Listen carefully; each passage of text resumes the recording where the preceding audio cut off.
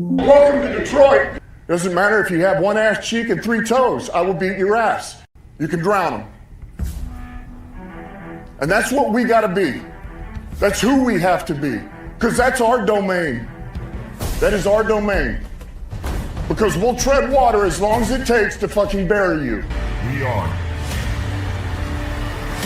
driven by Detroit. Hello, Detroit Lions, friends, fans, and family members, and welcome on in to this live stream watch party of the 2026 NFL Draft. Obviously, of course, we will be spending most of our attention as far as what it means to the Detroit Lions, but we will also be paying attention to all of the draft picks as they come in, talk about them, analyze with them, the whole 9 yards. I'm obviously your host, David T. Pike. This is Motor City Mania. And I will say this, it has been a quite long time since I have done a live stream. If I recall correctly, I think it's been actually about almost half a year, if I recall correctly, because I think I did one live stream for 2025 season, which was the very first game of the year. And I think that was it. That was all I was able to figure out, muster up, whatever the case might be. As we all know, the draft is getting set to start here in the next, according to the clock, 29 minutes. But we also know that the NFL commissioner likes to take his sweet-ass time as far as, getting out to the stage and then actually starting the draft. So then that way they can start the countdown of 10 minutes per each pick. I'm just curious to see how this draft's going to work, because I know that the NFL has gotten upset in the past with certain teams, particularly the Lions, as far as turning in their draft cards too quickly. So I don't know how long we're going to see certain picks, ride themselves out. But I do know this, that after months and months of speculation, months and months of trying to figure out what the Lions are going to do, we are officially about to find out exactly what they're going to do in tonight's draft, at least for the first round anyway. Now, whether or not, Brad Holmes throws a curveball, we don't know. However, as we also do know, the report around the water cooler, so to speak, is that Brad Holmes and the Detroit Lions have been calling around to see about potentially trading up. Don't know whether or not that's going to happen or not, but if there's one thing about Brad Holmes that at least is predictable, is that he is definitely bold, he is definitely daring, and he definitely will do whatever he can to potentially facilitate a pick for a guy that he wants. Provided, of course, that the price is right. If there's one thing I've known about Brad Holmes, though, is that when he does trade up, he does have a tendency sometimes to overspend at least a little bit. We have seen him do that with third-round draft picks anyway. We saw him do that, especially with the Broderick Martin trade. And then I know a lot of people, when the trade happened last year and we picked up Isaac Tesla, there was a lot of people that thought the exact same thing. So I don't know if that's going to happen this year or not. But if there's a guy that the Lions really, really like, we could see the Lions pull off a trade to move up in the draft. Now, how far up? Who knows? All I know this much is that you really have to ask yourself, how high further up do you really need to trade if you're looking for somebody? Because, again, as far as we know, is that the Lions supposedly are wanting to draft either an edge rusher or they're wanting to draft a tackle. That's what we're most likely going to see with the first two picks. The question is, who do the Lions take first, number one, but also number two, how much do they feel like they have to move in order to pounce to get a specific player? Because if we think about it, most of the offensive tackles that most of the mock drafts have for the Lions should be right there in that wheelhouse of pick number 17. I mean, you've got Monroe Freeling. Spencer Fano is going to be available. Caden Proctor is going to be available. If I recall correctly, it's Blake Miller's going to be available. So all those guys are going to be available. So it's like, unless there's one that you are really, really specially set on, you probably aren't going to need to trade up unless there's something else that we don't know about, which, let's be honest here, as I talked about in my last episode that I released, the Lions have been remarkably secretive this offseason as far as who they've been bringing in for top 30 visits. I mean, obviously, GMs are going to be coy and they're not going to want to tell everything that's going on with certain things, but this year, the Lions have been remarkably quiet, remarkably, secretive as far as who or what they're bringing in for top 30 visits, who they've really got expressed interest in, so on and so forth. Like, we haven't really gotten a whole lot this offseason as far as that whole dynamic. But I don't know. I mean, I like the intrigue about it because it really does keep, everybody on their toes here. Because nobody really knows exactly what the Lions are going to do. Nobody has a clue. But I will say this. The real indicator about how much the Lions are going to potentially get aggressive probably is going to be within the first 10 picks of the draft. Probably is going to be within the first 10 picks. Because if I had to take a guess, depending on if there's a run on players within those first 10 picks, and really, let's just call it for what it is, first 9 picks, because we all know who the first pick of the draft is going to be. Unless the Raiders do Raider things and they decide to not draft Fernando Mendoza is going to be the number 1 overall pick, which then means, okay, who's pick number 2 through 10? So, honestly, in my honest opinion, it's really what happens between picks 2, 3, 4, 5, 6, 7, 8, 9, and 10 that's really going to set up if the Lions are going to feel as if they really need to trade up and surprise people. Because honestly, I don't think the Lions are going to be able to trade much higher than 10. I just don't really see that happening. And the reason why I don't see it happening is because the Giants now hold what used to be the Bengals pick at number 10, which means, okay, they've now got an extra, first round pick to potentially deal with. So they might be willing to let that one go. Granted, it's still going to be for an exuberant price, but they might be willing to let that one go. But you also have to factor in that a lot of teams are not going to want to drop potentially, 10, 15 picks from when, they're trying to potentially get somebody at that top 5, 6, 7 spot. So for me, it's like, I don't think the Lions are going to try and move up higher than maybe number 10. The last time the Lions traded up in the first round was back in 2024 when they traded up. I think it was, I can't remember. Was it late 20s? I think it was. I think it was like pick 28 or 27 or something like that when they moved up a couple of spots with the Dallas Cowboys to go and get Terry and Arnold. So I don't really see the Lions making a super, super massive move, at least not what they did with the Jameson Williams pick when they moved up 20 spots to go and get him at pick number 12. But I will say this. I could see them potentially making a trade if somebody's on the board that nobody was expecting was going to be on the board at that spot. So if a certain player starts sliding, I would not at all be surprised to say, hey, you know what? Maybe Brad Holmes might make a move here. But we'll see what happens. Just taking a look at a couple of comments here. Damage Justice says, hope you never have to stop making a content. I hope I don't have to either. I sincerely don't. I would love to make content until the day I die. I sincerely would. My whole point and purpose of doing this has always been to enjoy being able to talk football with you guys, whether it's about the Lions or the NFL in general. I love talking football. I love podcasting. It is a very passionate hobby of mine. But as I explained in that video, it's like, listen, it's like, I can't maintain something where it's going to put me in serious financial problems. And that's why I specifically stated that the only way to really seriously save the channel from potentially having to go away is by getting the interaction, the viewership, all that back to where it used to be. Now, I understand, fans right now, they're a bit disheartened. They're a bit disillusioned with the team, with Brad Holmes. I get that. I understand that. I also understand it's the offseason, fans are paying more attention to the Pistons and Tigers and all that stuff. But it's like, listen, the one thing I want to say here is that for those of us that are small-time podcasters, I would say probably those that are less than 50,000 or 60,000 subscribers, it's like, listen, you know, relying on your viewership to show up consistently really is what allows these podcasts to continue.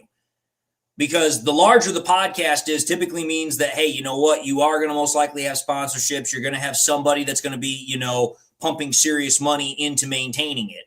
But for a small time podcaster, it's like, listen, we rely on, you know, the viewers tuning in. So that way, hey, you know what, not only can we maintain the channel, but at the same time, we can keep it as independent as possible. And Singles Dad Club, I just want to say thank you, put this out there. Again, I made a post about this, and this is the only time I'm going to bring this up other than the post. I don't require donations. I don't want you to donate out of pity, but hey, thank you for the donation. I greatly do appreciate it. I will say this. When I made that post about if you did want to donate, you could do it through that GoFundMe thing. And the only reason I set it up that way, because I know some people asked about Venmo and others asked about, you know, various other ways to do it. The only reason I do it through GoFundMe is because that one, number one, does not have the actual app itself start pulling things out for taxes. But also number two, since it's not associated with YouTube, YouTube doesn't get its own little cut of it. And that's why I also said don't donate on YouTube, because YouTube will get a cut of it. The one thing I hate about YouTube is they always get their cut one way or the other. They always get their cut. And it's a small cut. Don't get me wrong. It's not like they're taking 50% or anything, but they will take a small stipend of it. But the thing is, I always want my channel to be open to you guys. Because I know some people have said, oh, well, David, why don't you do memberships? Or why don't you do this, that, and the other thing? I'm going to tell you why I don't do memberships. I don't do memberships because this is free information. It's free information. You guys should not have to pay in order to watch my content. You guys should not have to pay a special fee in order to have access to what it is I'm talking about. Nor, if I make special content, should only those that are willing to pay for it be able to get that stuff. I believe that any bit of information I give should be openly and freely accessed to anybody who wants to watch it. That's simple.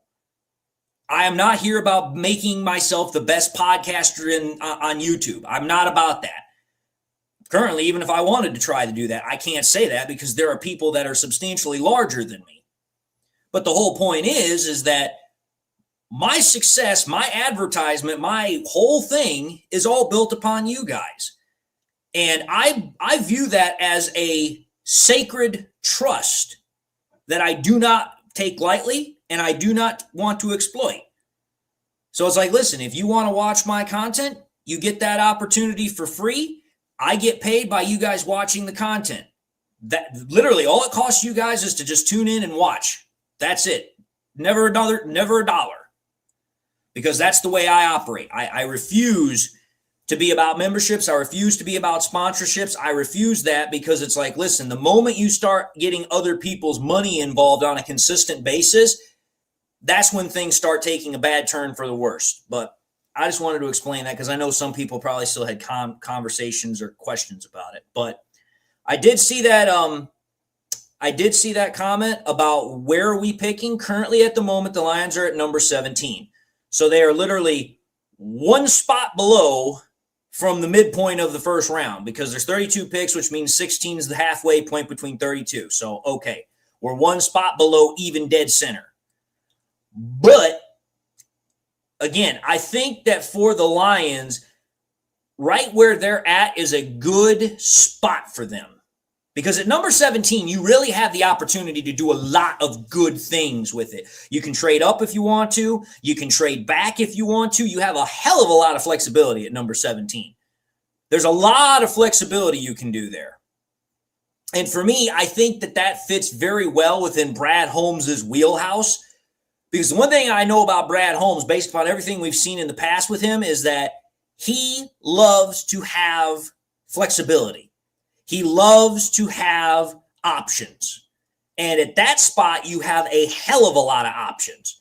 You can trade back and get more draft capital. You can trade up a little bit and get a guy you really want. Everything's open and available to you. It's a lot harder, honestly, if you're at either end of the spectrum, because if you trade back, everybody knows that you're going to be wanting a hell of a lot in return, which means you're not going to have typically a whole lot of trade partners.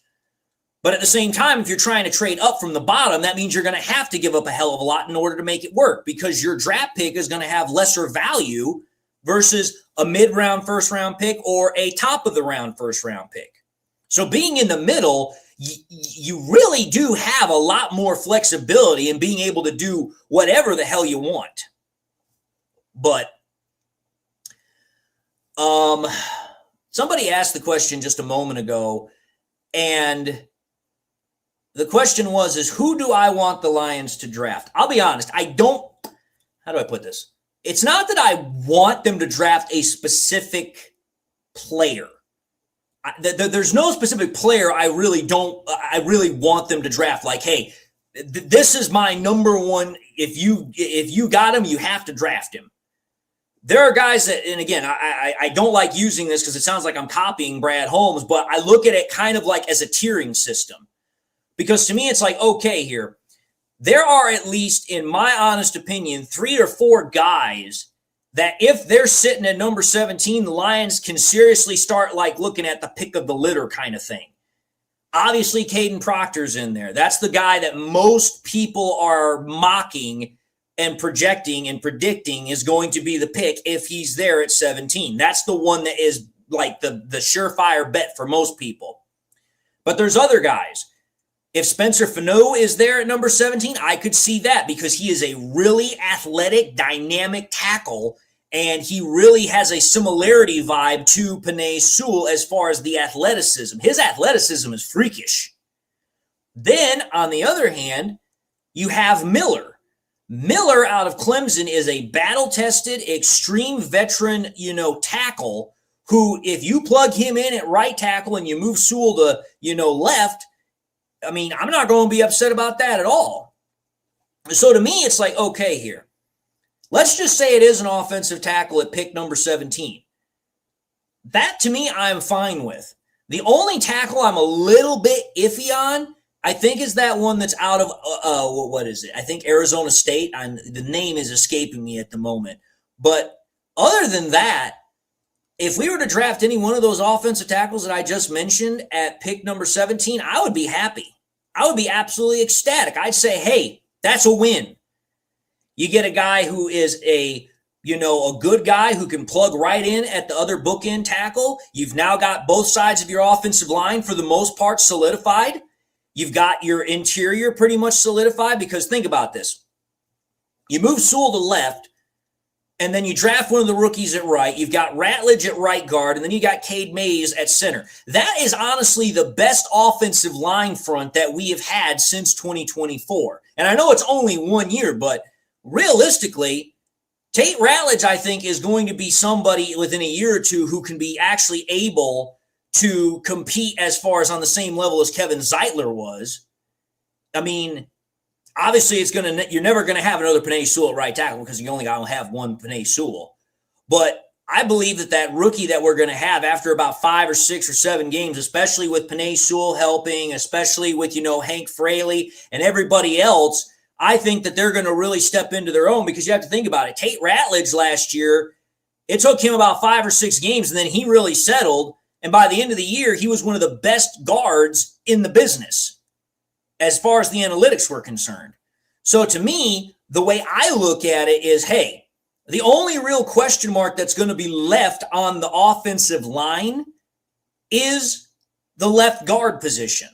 That's the only one you really don't have a good feeling for just yet. Because yes, you could go back and run with Christian Mahogany if you wanted to. He did an okay job last year as a first-time full-time starter. But you have to ask yourself the question, why did the Lions add all these interior guys that they've added, if not to open competition, not only for, with Mahogany at left guard, but at the same time, potentially other guys. So the way I look at it is that much like how the whole theme and narrative has been this offseason, the Lions are going to open up a lot of positions to competition to see who is going to be the best option at whatever the case might be. If I'm going to be honest, I think there's only a couple of positions that are surefire bets not going to change, or at least not be considered to be changed. Obviously, Goff's not changing. Amon-Ra St. Brown, Jameson Williams, Jahmyr Gibbs, Penei Sewell, those positions are not changing. Cade Mays, yeah, not going to change. And there's a couple of others.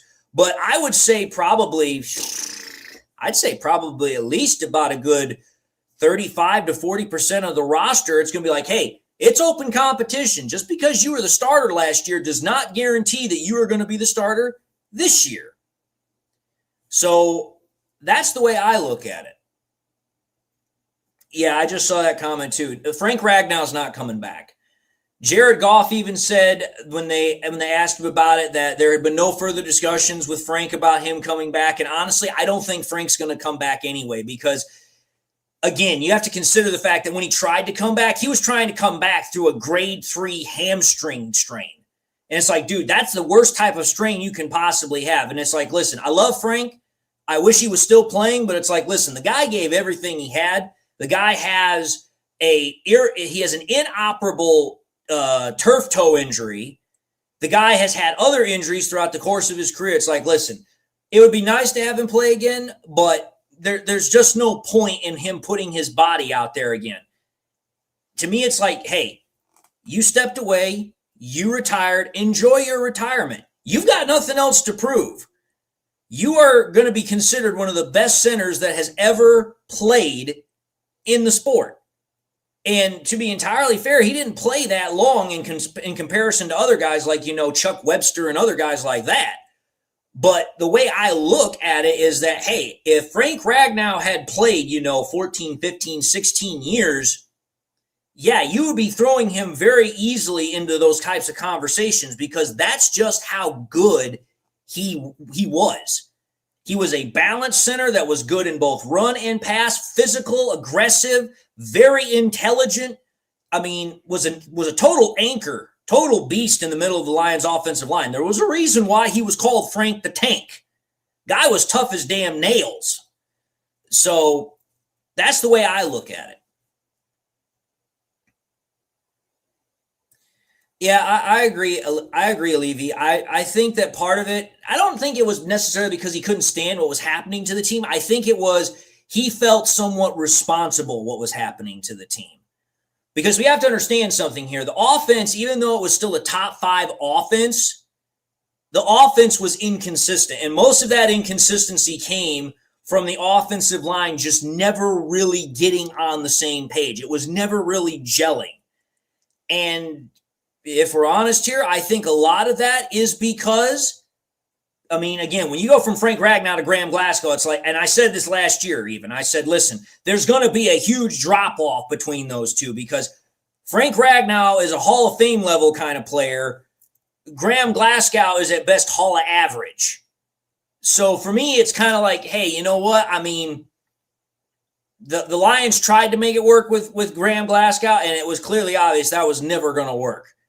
I mean, the analytics showed it. The fact that I think Graham Glasgow still has not signed with anybody also shows it. And I think that also is very evident with Taylor Decker as well. It's like, listen, those guys were at the point where it's like, listen, you guys have really kind of moved past what your prime years are. And it's either because of age, injuries, whatever the case might be. And I think the Lions made the right decision, with letting both of them go. As much as I would have liked that Taylor Decker could have come back for one more year and given it one more try, the problem is that he hasn't been playing healthy for the last couple of years. And it's like, listen, even if you're able to play and grit your teeth through it, you're still not going to be able to play at the same level as if you're healthy.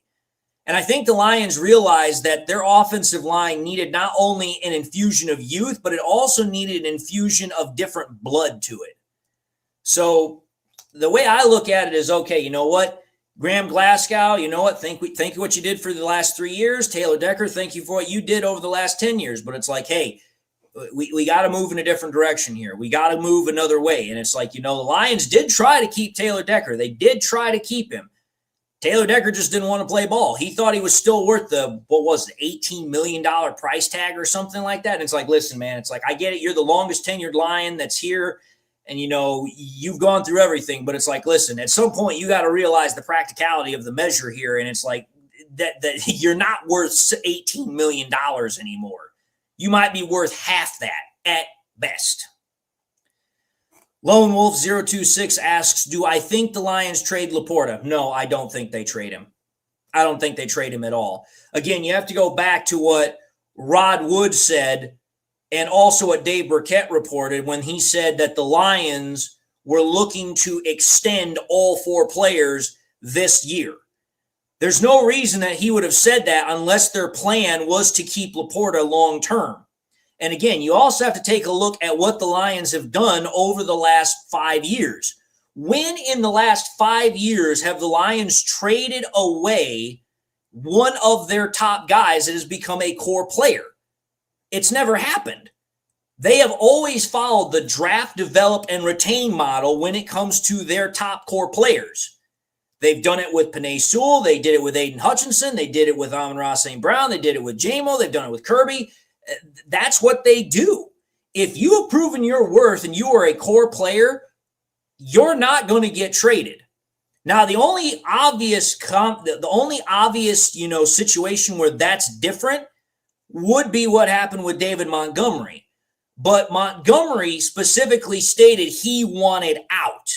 He wanted to go somewhere else because of the fact that he felt that the Lions were not going to give him the opportunity to have an equal shared footing in the backfield with Jahmyr Gibbs. And you know what? To a certain extent, he was right.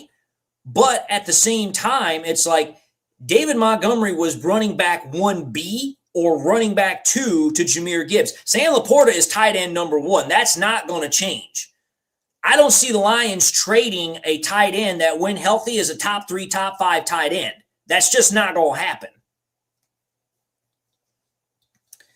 But, yeah, that's just my thought. I honestly believe that if the Lions do decide to trade up, what they're most likely going to do is they're going to probably take their first-round pick this year, and they're probably going to package it with probably one of the 4th-round picks they've got this year, and then probably a 3rd or a 2nd in the next year's draft.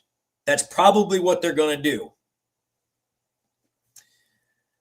Professor Bunny Sports, yes, Arch Manning, I believe, is next year. Now, whether or not he's going to be considered the top quarterback prospect next year, who can say? But he's not going to be on the Lions' radar other than just to scout him and to take a look and gather information and film on him. That's about it. I mean, virtually every team does that. That's kind of what I believe happened with that whole craze about a week or so ago when the Lions were reported along with 20 other teams that went to the one wide receivers pro day or whatever the thunder it was. And there were a lot of people that were like, oh, the Lions draft a wide receiver. The Lions aren't drafting a wide receiver. It makes no sense to draft a wide receiver. First and foremost here, they've got one of the best wide receiver duos in Amon-Ra St. Brown and JMO. But also, second of all, they've got a budding 3rd guy in Isaac Tesla behind him. Then on top of that, they've also got a whole bunch of other guys that are on their practice squad that are going to be vying for spots. It makes no sense to draft a top-end wide receiver when you've got 3 guys that are going to be your number 1, 2, and 3 right out the gate. So as far as I'm concerned, the Lions are not going to draft in that big of a surprise. Maybe they might do something a little bit different on defense. I know some people have talked about safety. I know some people have talked about interior defensive line. Hell, I've even heard some people talk about, offensive guard. But I don't think you're going to see something like the Lions drafting a running back or a wide receiver or a tight end. If they draft a tight end, then yeah, maybe the Sam Laporta thought process might have some credit, but I don't see them being that squirrely. I see them getting aggressive and making a hard push for players, but I don't see them getting ridiculously, crazy and squirrely about all this. But having said that, it is 1 minute to 8 o'clock, which means the draft is officially about to start, which means I need to put this in so that way I can hear the draft without freaking the NFL and YouTube getting all in on their freaking copyright BS. Hold on one second, folks. I do need to do something. So just give me a minute. I'm just going to mute my mic.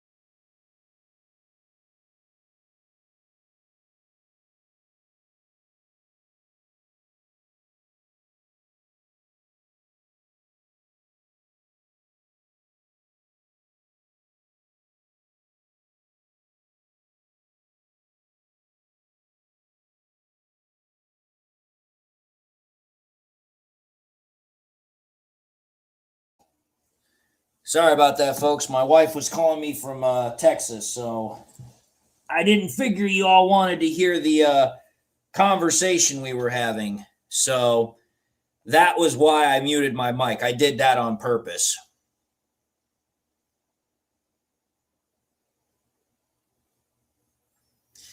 You just answered your own question, or the own question there, Professor Bunny. Raiders are gonna take Fernando Mendoza. If they don't, then they're crazy.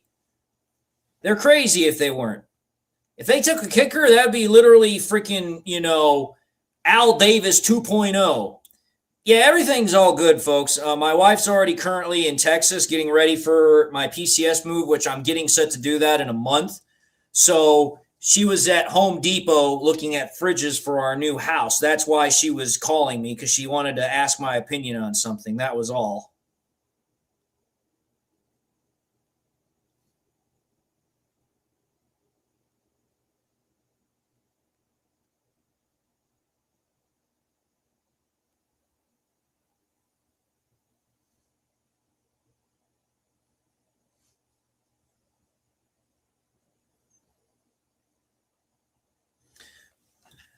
I'll be honest, I'm kind of thankful that I missed out on the whole Roger Goodell booing thing, but whatever.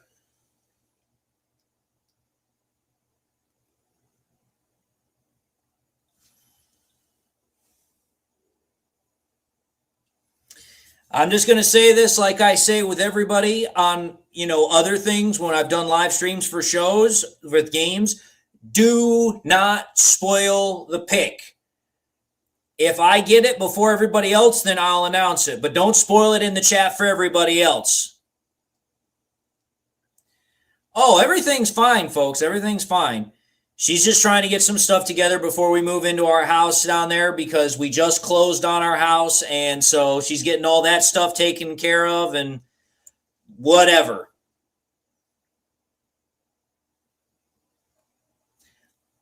Hazanin, I didn't forget about Hazanin. I still know he's there, but you have to ask yourself the question, is he going to be able to establish himself within whatever rotation the Lions are about to set up? Because, okay, let's think about this here. They have Aiden Hutchinson, obviously. They just picked up Wanham, and they have Hazanin. Hazanin, I think, has the potential to become a really big impact player, but he has to show that he can be an impact player. And unfortunately, because of the injury last year, he didn't get a chance to do that. But I think if he takes advantage of that opportunity, especially with the fact that, hey, you know what? There's nobody that's a clear, obvious, starter opposite of Hutchinson. He could become like another Kirby Joseph kind of player. It's like, hey, you know what? We're not expecting him to come in and do something major or wow us, but oh my God, he comes in and he does exactly that. And then all of a sudden, you've now got this 6th round pick that you weren't expecting that was going to turn into an impact star player. And then, boom, now he is. So the Raiders are now officially halfway through their time for their first pick. 4 minutes and 50 seconds are left on the clock for their pick, which I would have thought by now they would have definitely already made that determination, because it's like, it's the first pick. What are you thinking about here? You're going to honestly tell me you haven't mapped this shit out for about, the last 3-4 months? And it looks like the Raiders are celebrating, so it sounds like they've made their pick. We just don't know when or who it is, at least yet. But again, 99.9% positive it's going to be Fernando Mendoza.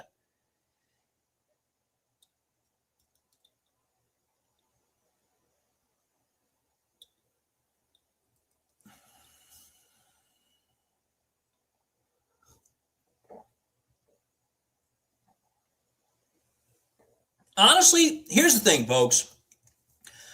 Whether a player is a high round draft pick or a low round draft pick makes no damn difference to me. And there are a couple of reasons why that. Let's just go to the Tom Brady example. Tom Brady, a 6th round draft pick, comes in and he outperforms and wins the job over a number 1 overall draft pick of Drew Bledsoe. So you have that. Then on top of that, you have other examples where, hey, you know what? Maybe the guy that they drafted was in the first round, then they took another guy in a later round, and that guy wound up winning the job. Go back to DC, help me out with this because I know you're going to remember this. Who was the quarterback in the 90s for the Redskins? I think it was Mark Schlereth. He was the first round quarterback, and then they drafted a guy in the 7th round who wound up being Gus Frerotte, and Gus Frerotte wound up taking over the job from Schlereth. So again, I'm just simply saying, just because someone's drafted in the first round does not mean that they're going to have success, does not mean it's going to translate. You have guys that will be in the later rounds and just for whatever reason, because the scouts didn't key in on it, because, you know, maybe somebody overlooked something, all of a sudden now you have a situation where it's like, hey, the guy that was drafted in the low round winds up being better than the guy you drafted in the first round. But the Raiders pick is in. We are just waiting for the announcement from the commissioner. You know what's funny is I'm looking at the Raiders war room for their draft, and I have not seen Tom Brady in there, which is kind of weird because he's a minority owner. I would think he'd be in there.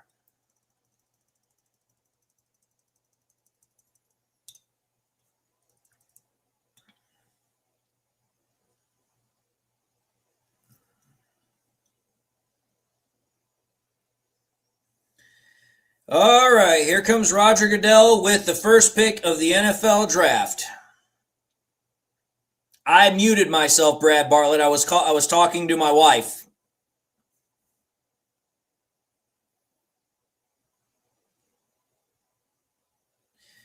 Fernando Mendoza, first pick in the NFL draft. No surprise there. We already knew that was going to happen. So the Raiders now have themselves a new quarterback, but likely not going to be the immediate day one starter unless, of course, you know, he does something like really special to wow, you know, the Raiders in camp. Chances are they're probably going to still have Kirk Cousins be the starter for some time. He could have been, I don't know. That's why I asked DC to confirm with me because I know there was a quarterback in the 90s for the Redskins, and I believe his name started with an S. I just can't remember it, but he was the first round draft pick, caused a whole lot of trouble because of language of a contract, and then he wound up being a bust really quickly, and then he got taken over from that job by, you know, by the 7th round draft pick quarterback that they took in Gus Frerotte. Jets are on the clock. They have 4 minutes and 45 seconds left. So now we're going to see what Aaron Glenn and his team does at pick number 2. Chances are they are probably going to do, I don't know what the Jets are going to do. They got a couple of options that they can go with.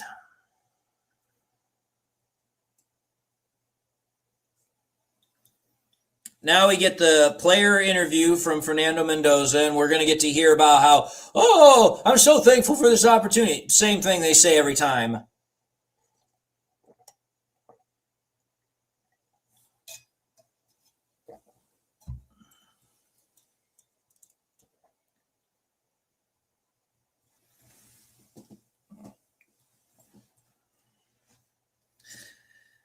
I'm going to be honest with you. If I was any player in the NFL, the one thing I would not want to do would be to go to the Raiders. The temptation to go out and party in Vegas every damn night or every other night or every weekend. Just Heath Schuler. Thank you. That was who it was. I told you it started with an S. Heath Schuler. First round draft pick. Held out in training camp because of language of a contract. Wound up being a bust. And then Gus Frerotte wound up overtaking him in the job because Gus Frerotte was better. That was the quarterback I was thinking of because I'm like, I know that quarterback starts with an S. And I also knew that at one point he went to go play for the Saints with Mike Ditka. I just could not remember his name.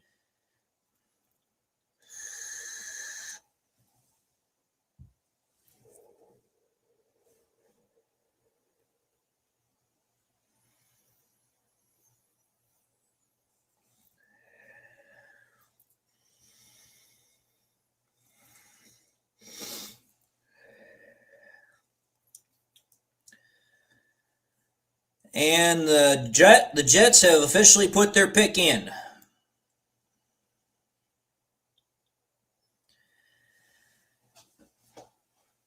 I wonder if the Jets decide to go defense at number 2, because, I mean, after all, Aaron Glenn is a defensive-minded coach. I mean, I've been to Vegas a couple times, and I'll tell you this right now. You always tell yourself you're not going to go out and, do anything stupid, but then you wind up doing something stupid. It's Vegas. You think there's no rules, and it's like, well, when you're dealing with millions and millions of dollars and you're a young 21, 22, 23-year-old, yeah, temptation be very strong.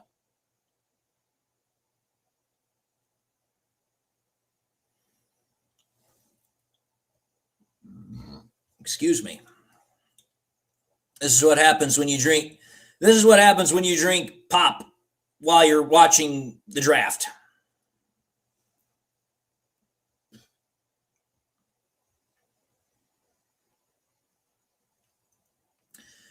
What happens in Vegas does stay in Vegas. This is absolutely true.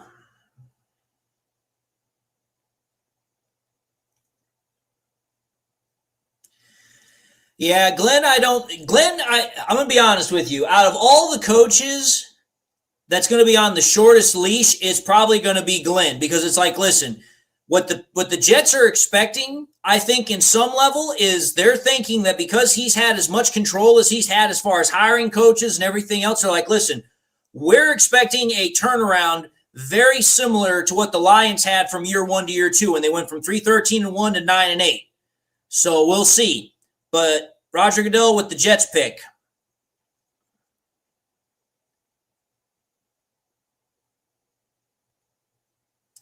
No surprise there. The Jets select David Bailey, edge rusher, linebacker from Texas Tech. No surprise there.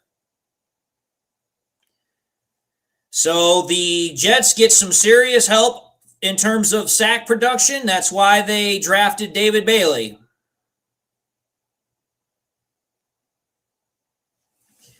So obviously the Jets went after a need to get more sack production, and that's exactly what they get with him. I mean, Ben Johnson, I'll just say this about Ben Johnson. If there was a guy that literally walked into a perfect situation for himself, it was him. He walked in with a young quarterback that he could mold. He walked in with a whole bunch of offensive, weapons that he could work with. He had everything. And then on top of that, he had a great defensive coordinator that could handle the defense for him. So he literally had everything work for him as soon as he walked in. But the problem is that, you have no idea if that's going to continue in year 2, because it's like, okay, you were able to get your team to the playoffs. You're able to win a playoff game. Now you've got to somehow manage to get back and do it again. And it's like, hey, repeating or going further than what you did the year before, it's not easy.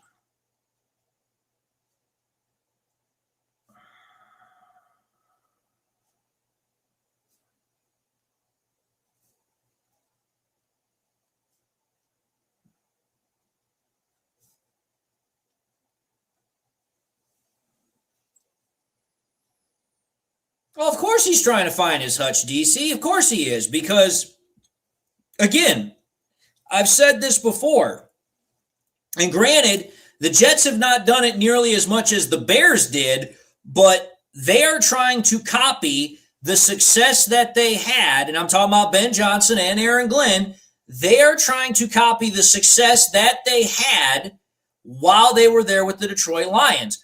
The problem is that when you're talking about trying to copy that success, you have to copy more than just the players.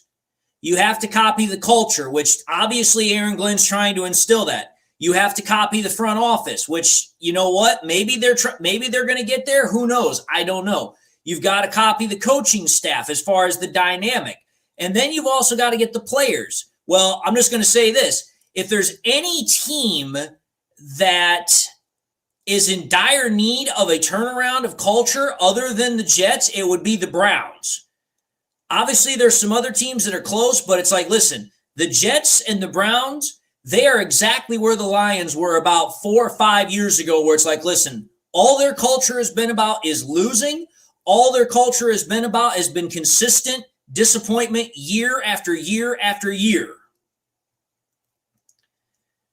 Yeah, the Cardinals are taking a bit of time. They've almost taken up their entire full 8 minutes of time to draft. So we'll see. Because the Cardinals have 2.5 minutes left on their allotted time.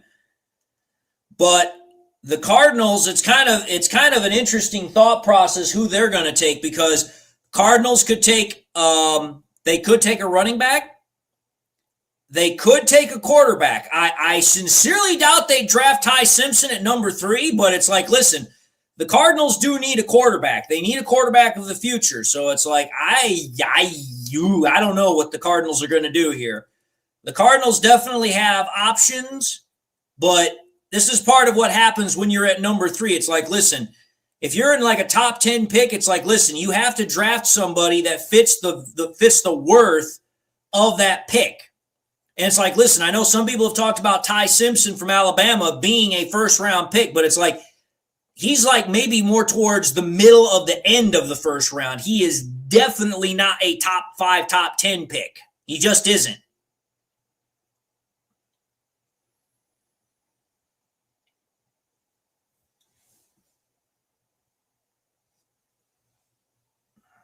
Cardinals pick is now officially in, taking almost 9 out of their full 10 minutes to turn that draft card in. So hopefully within the next minute or two here, we will officially hear who the Arizona Cardinals will be drafting.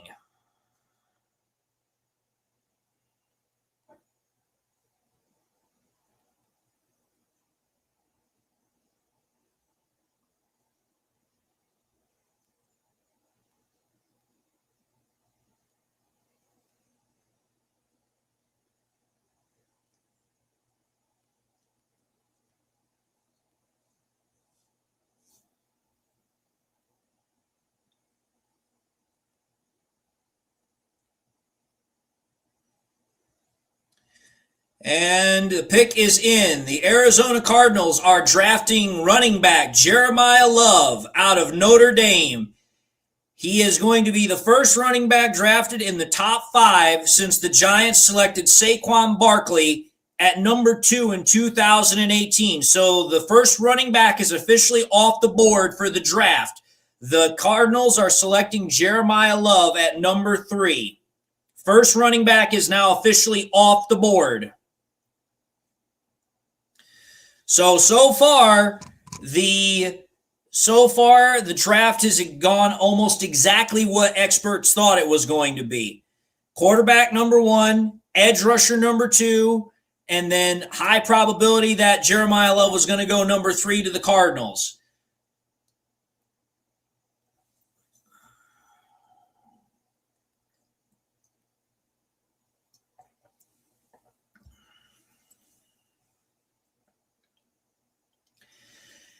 I don't know if he's really that good. Again, if I was the one picking, I would say, listen, you talk about all the running backs that are currently in the NFL right now. You have to talk about the top 3 running backs that are available. That's Derrick Henry, that's Saquon Barkley, that's Jahmyr Gibbs. You also can throw, what's his name from the Falcons? His name's eluding me. Bijan Robinson. You can throw him in there as well. Is Jeremiah Love better than all 4 of those guys? No, he's not.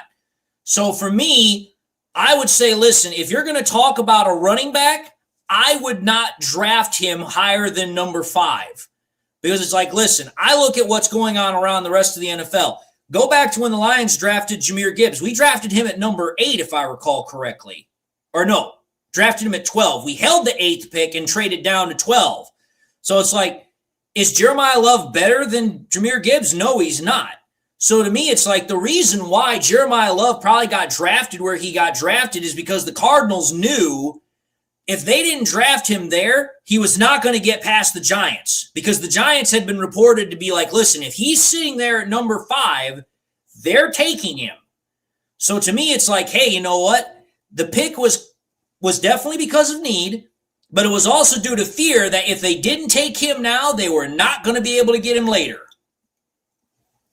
So I think part of it was a fear factor, and I think it was also a needs factor. And at pick number 4, the Titans are now on the clock. Titans have about 4 minutes left on the clock.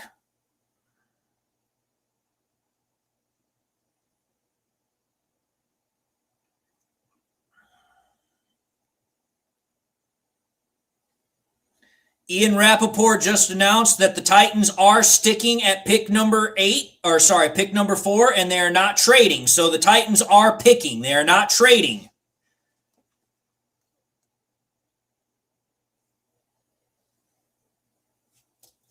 Still no announcement yet as who the pick is for the Titans at pick number 4.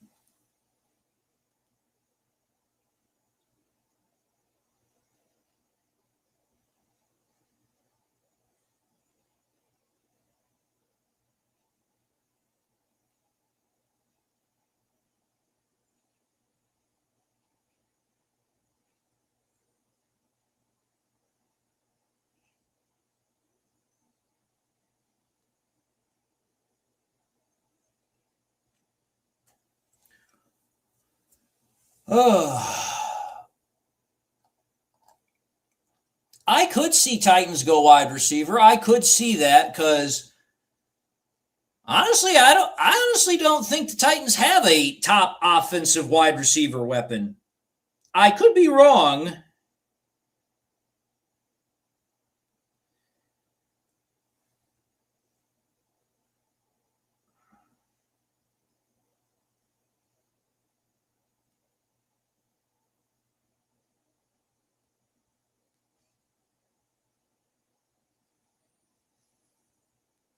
Still waiting for the Titans pick to come in officially.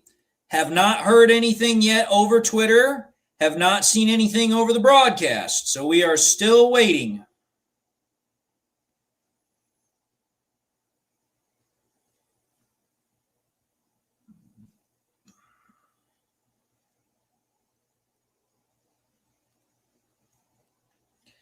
I will say this on Twitter, already people are talking about the Lions trading up to potentially go and get Reuben Bain, which, if they pull that off, that would be something. That would be something.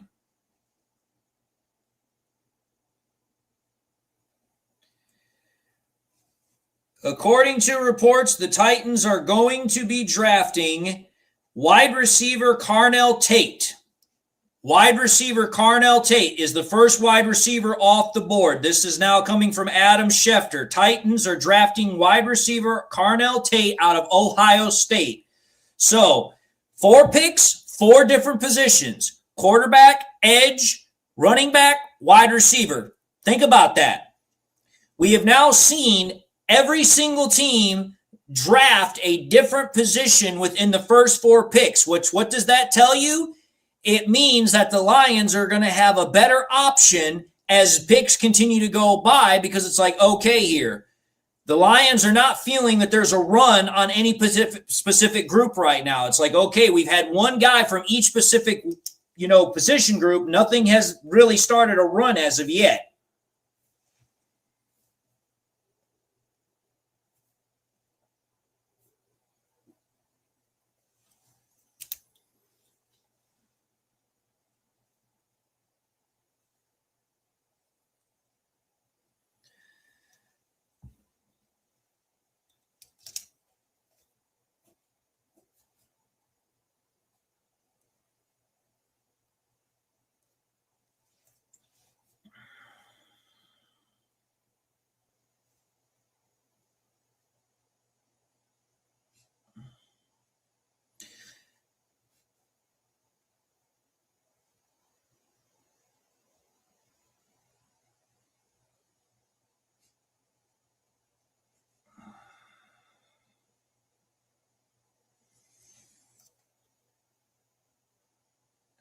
That'd be something. Giants draft a kicker. Honestly, I'm going to just tell you this right now. It's a joke that gets thrown out quite a bit, but I don't think we're ever going to see another first round kicker draft because nobody's that crazy. Nobody's like Al Davis crazy. I think the highest you will ever see a kicker get drafted in the NFL is probably no higher than third round.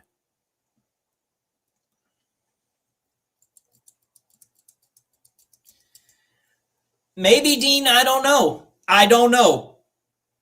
But we'll see what happens. The Giants are now officially on the clock at pick number 5. They haven't even started the countdown for the Giants. But the Giants pick is officially in, so there is no trade for the Giants. The Giants are picking at number 5.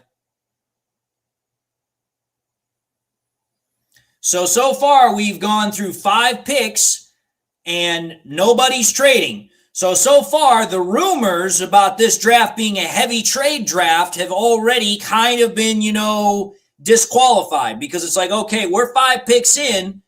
Don't expect the first pick to get traded, but 4 picks after that, we have not seen any trades. The Jets didn't take a trade. Titans didn't take a trade. Giants didn't take a trade. Cardinals didn't take a trade. So it's like, okay, we're not seeing anybody really, push for getting trades, at least not aggressively enough to actually pull one off. But obviously, most people are probably talking on the phones, but we have no idea what's going on as far as how aggressive teams are being in terms of trades.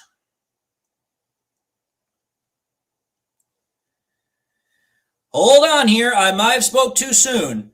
Ian Rappaport is reporting that the Browns and Chiefs have been deep in talks on a trade to send the Chiefs up to the number 6 overall pick. And Tom Pelissero just put this out, that the trade has happened. The Chiefs are now picking at number 6. So we have our first draft trade at number 6. The Chiefs move up from number 9. They are now picking at number 6. So the first trade of the NFL draft has been officially completed. The Chiefs will be picking after the Giants at pick number 5 for pick number 6.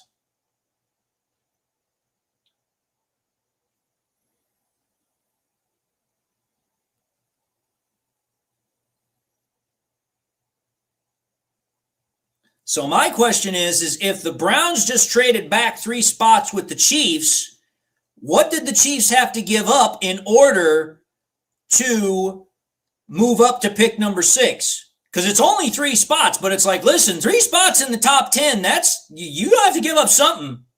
You're going to have to give up something really damn good. If Aubrey was in the draft right now and everybody knew what he was, yeah, he would probably be a first-round draft pick. But again, that's only because everybody knows what he can do right now. When you have kickers coming out of college, it's like you don't typically see kickers go higher than like bottom of the rounds. Like you're talking like 5, 6, 7. Most kickers don't go much higher than that. If you have a kicker that goes higher than that, they are really, really special.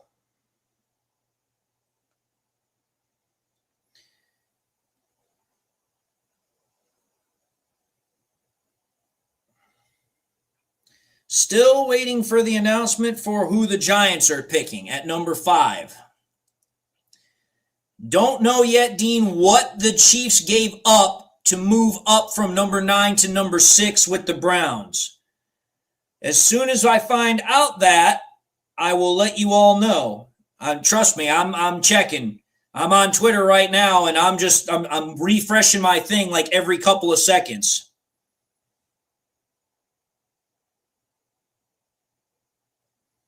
So that way, if Ian Rappaport pushes, okay, here we go.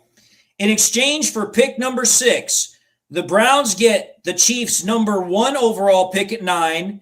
They get a 3rd-round pick at number 74, and they get a 4th-round pick at 141. So to move up 3 spots, the Chiefs gave up their 1st-round pick in exchange, a 3rd-round pick, and a 4th-round pick. So definitely a decent trade haul for the Browns. They got an extra 3rd, they got an extra 4th out of the deal. I wonder if 141 is 4th or 5th. Either way, it's a decent haul, all the same. And actually, wait a minute here. It's now changed. It's not 141, it's 148. So that might actually be a 5th round pick. But the Browns definitely just got a decent haul for that pick, because now they got 4 picks in essence for 1. Because they exchanged the 1 pick and they got 3 extra on top of it. So obviously, if the Chiefs are trading up to pick number 6, they're after somebody. And they're after somebody that they believe at number 6 they're not going to be able to get elsewhere. And I wonder if the Chiefs at number 6 are thinking about drafting a wide receiver. I wonder if that's what they're planning on doing. They might also go offensive line. They might. I'm curious, because when you trade up 3 spots just outside the top 5 and you give up 3 draft picks in exchange for the one you got, okay, I'm kind of curious what you're doing, what you're going for.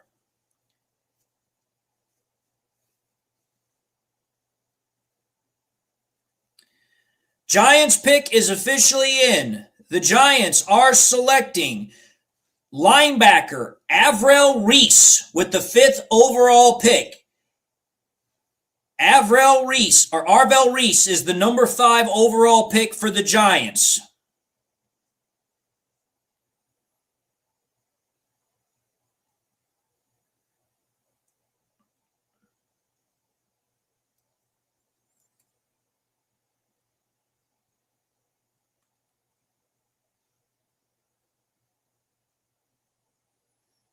So again, we have another new position that's now been drafted. We've had a quarterback, technically an edge linebacker, so maybe you could say that it's a second linebacker, but edge all the same. But yes. So another edge rusher is now off the board, end linebacker in Arvell Reese.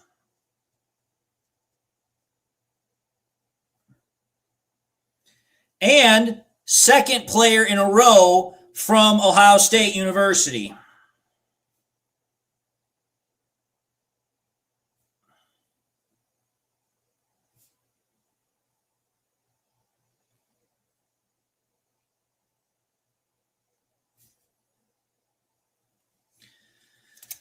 With that now being said, the Giants have made their selection, so now comes the Chiefs pick. And honestly, I'll say this. The Giants making that pick actually makes sense because, okay, think about it. You just gave up Dexter Lawrence. You're gonna need a defensive presence. You're going to need somebody to come in and kind of replenish that body you just lost. Maybe it's not a guy that's on the interior, but he still is going to be a threat that you have to deal with on the defense.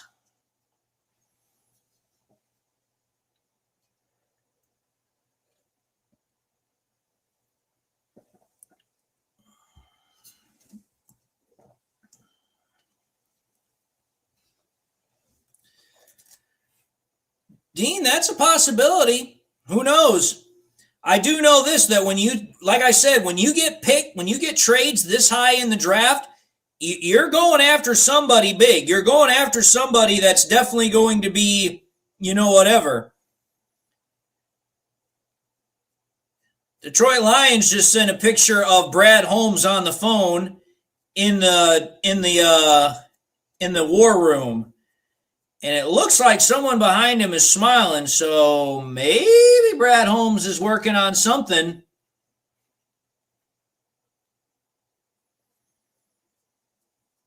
I wonder,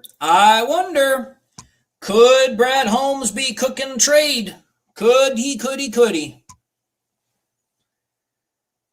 I don't know if the Chiefs are going to trade up from 9 to 6 to go for a cornerback, lots of pyro. I don't know. That's you know what that reminds me of? That reminds me of a Jeff Okudah move. That's what that reminds me of. Just like, no. And I can't. I just don't see. I don't see the Chiefs making a move like that. I think if you trade up to number 6, you're going for a position that's going to make an instant impact. And I get it. That's ESPN's tracker, but I don't see it. But the Chiefs pick is officially in. We're just waiting on an announcement of some kind. Whether it's, off of Twitter, whether it's off of, the actual broadcast, have no idea, but we are waiting for it.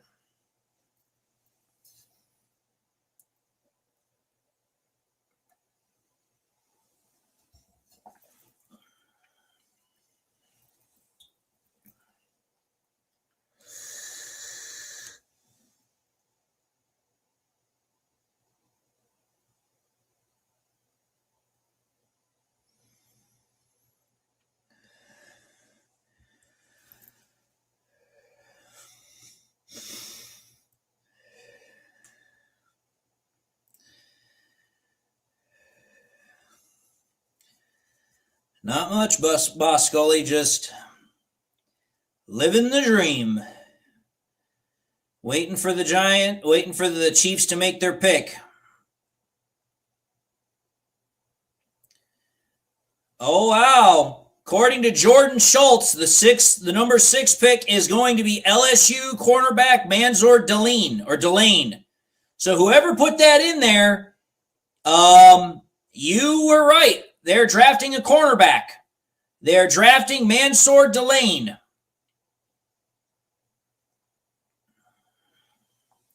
So I haven't heard it yet from anybody else except Jordan Schultz, but it has been announced by Jordan Schultz that the Chiefs are going to draft Mansour Delane.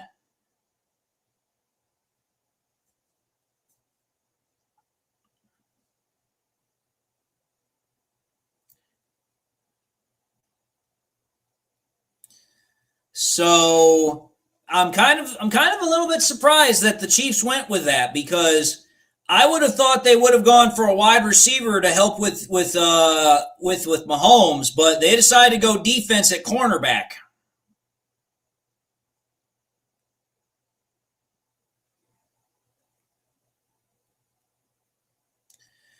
But Adam Schefter does confirm that it's going to be cornerback Mansour Delane.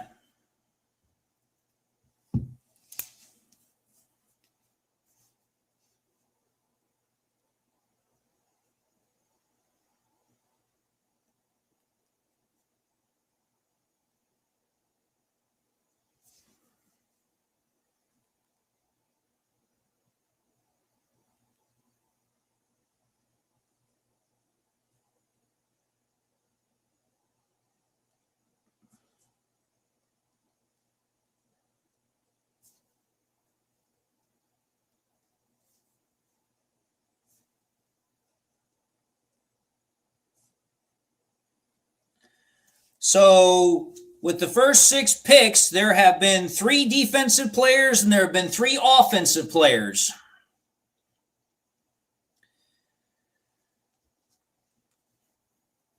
And the Commanders are already on the clock, and they have already put their pick in. So Commanders are now on the clock, and their pick is already in.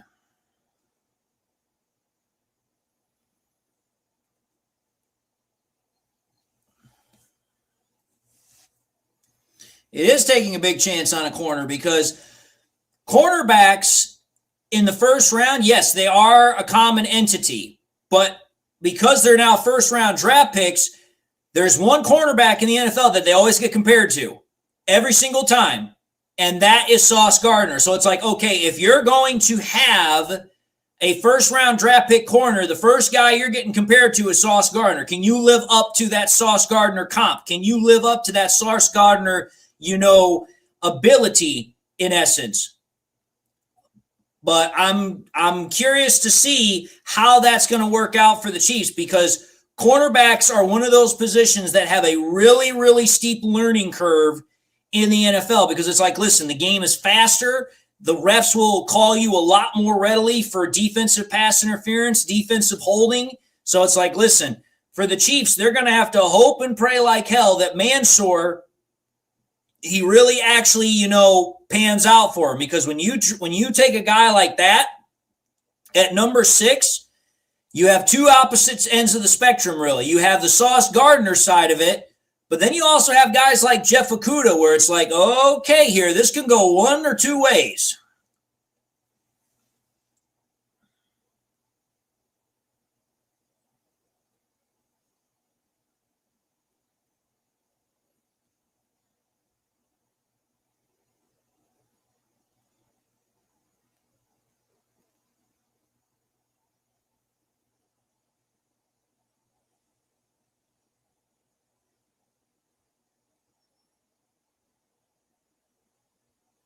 Made the best move in the draft. Dude, you just keep adding more pressure to your ass. You hadn't even stepped on a football field.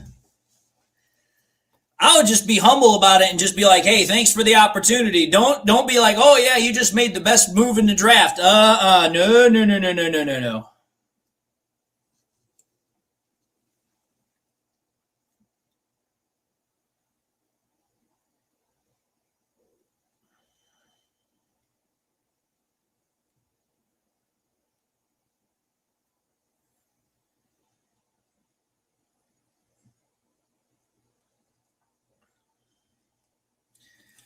And apparently, I actually just heard this. I thought it was still 10 minutes, but actually now it's 8 minutes for the first round draft picks. So they're actually going to come in a lot faster than what they have in the past because there's 2 minutes less than what teams are used to having. So I guess the NFL finally clued in that fans are not wanting to freaking have, to wait forever and a day for these picks to come in the first round.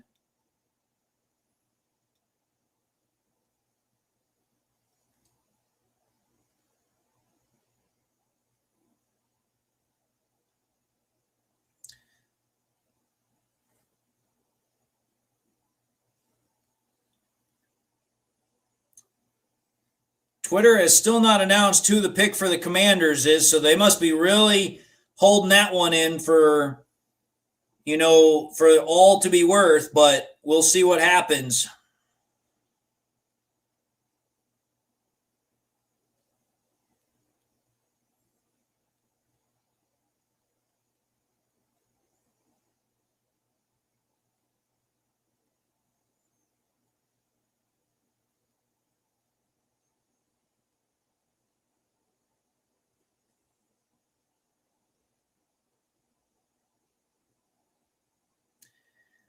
The Commanders pick is in. The Commanders at number 7 are drafting linebacker Sonny Styles from OSU. So a third Ohio State player is now coming off the board. And all 3 of them have been within the first top 10.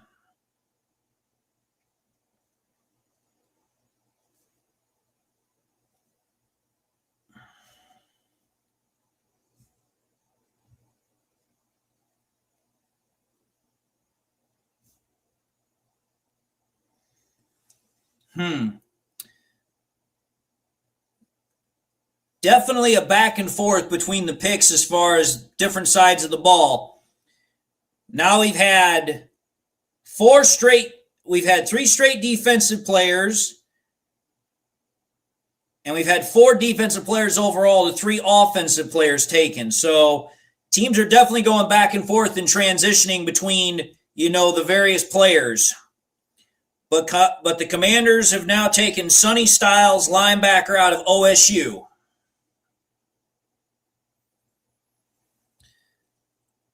So, with number 7 now officially done, the Saints are on the clock, and the Saints have already put their pick in now.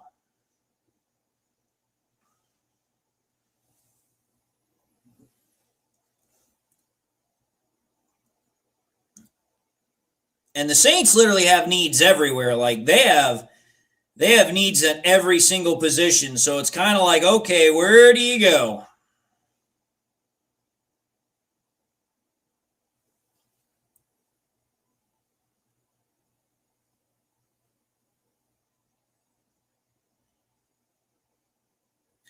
Wow.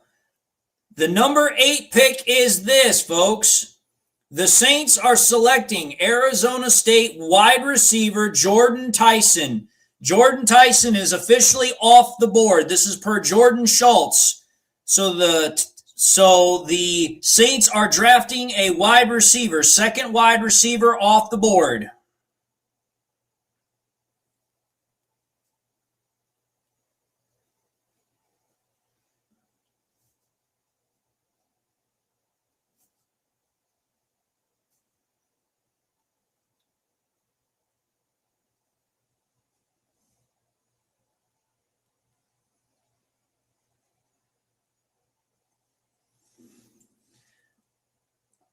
I can definitely see why the Saints made that pick. You got Kellen Moore. He's your offensive-minded head coach.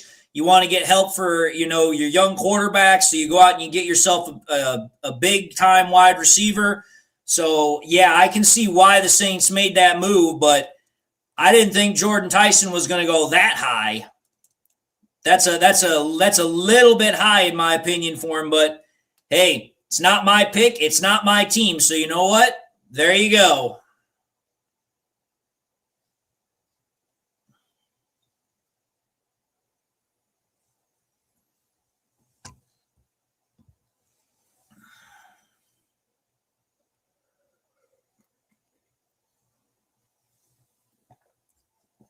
I think you weren't the only one that had him in the early second round, Dean. I think there was a lot of people who had him as an early second round pick.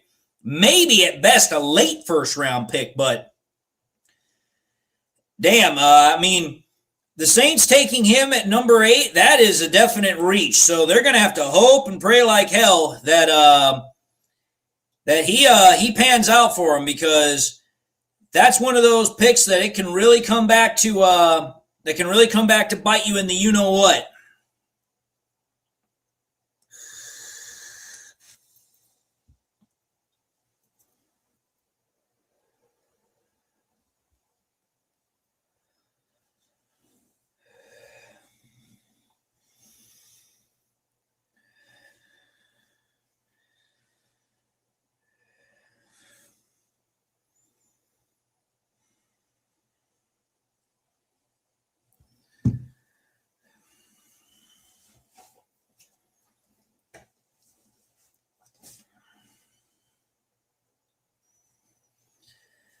So I would say probably so far out of all the picks that have been the biggest surprise, Jordan Tyson is definitely the biggest one.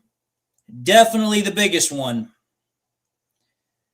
After the Saints, then comes the Browns, after they made that trade with the Chiefs to move up to number 6. So the Browns are then on the clock at 9. And then the Giants are then back on the clock at pick number 10.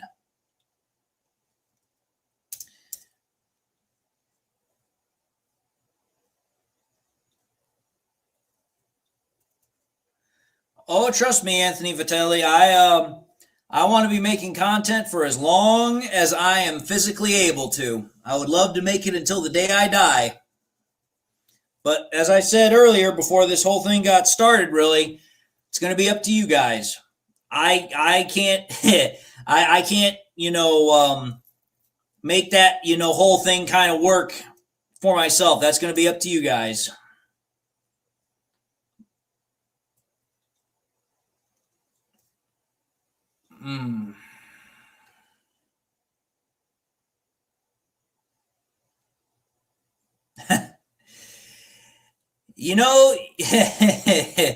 It's funny how you say that, noob man. You're not the first person that has stated that they didn't know that I had hair. I do have hair. I just wear hats all the time when I'm on, content creation, because for me, I try to deck myself out in as much Lions gear as I possibly can. Because if you think about it here, I've got literally something on in every single capacity. I've got a Lions shirt on. I've got this Lions jacket on. I've got these 2 Lions bracelets on this wrist. I've got this one on this wrist. I've got my ring. I've got a necklace. And if I were to stand up, you'd even see I've got on Lions pajama pants. So it's kind of like, hey, the only thing I'm missing is socks and underwear, which I do have Lions socks. I do not have any Lions underwear because I've never really felt the urge to do that. That to me just seems kind of a little bit mean.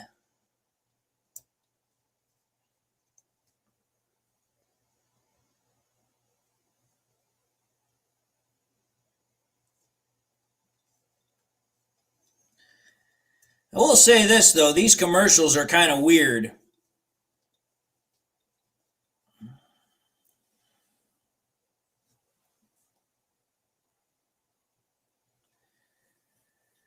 Man, things are...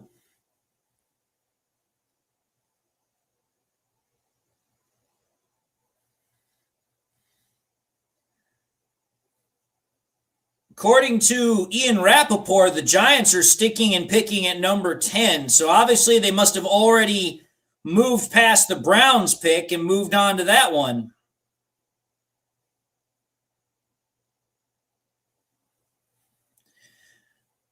Oh, ho, ho, ho, ho.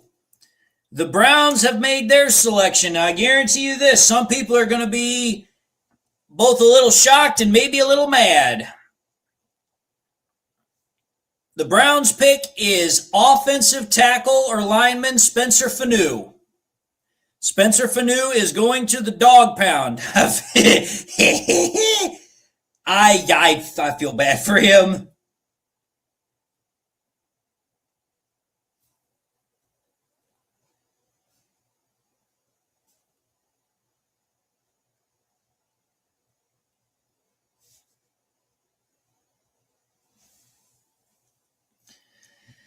Did he just say the New Orleans Saints? Roger Goodell said the New Orleans Saints.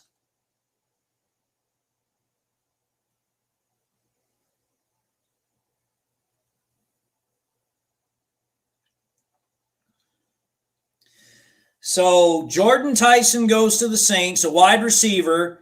And now the first offensive tackle is now off the board as the Browns select Spencer Fano at pick number 9, which now means the Giants pick at 10 is what we're waiting on.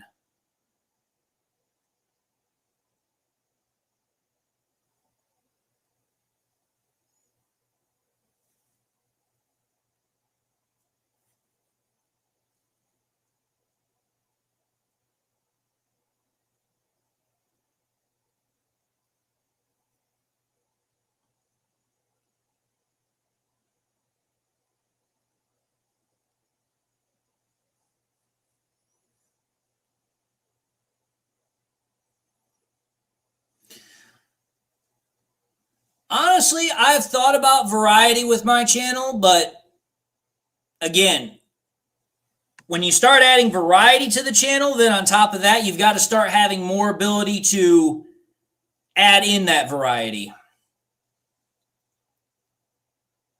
Yeah, I told you the Saints took a wide receiver, DC. I told you they did. And the Browns are taking offensive tackle Spencer Fano.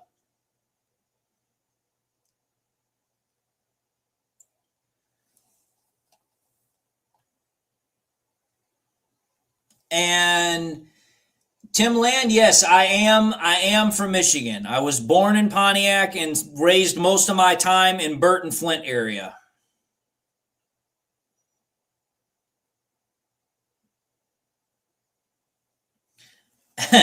And the reason why I like the Lions over the Dallas Cowboys or the Texans is because I was from Michigan. And on top of that, the story of how I became a Lions fan is because of I was looking for something to do to pass the time, and my dad let me play on his PS1 at the time, and I popped in Madden 99 at the time, and I went with the team that had the best player in the game, and at that time, Madden 99, the best player in the game was Barry Sanders, and that was where my fandom started.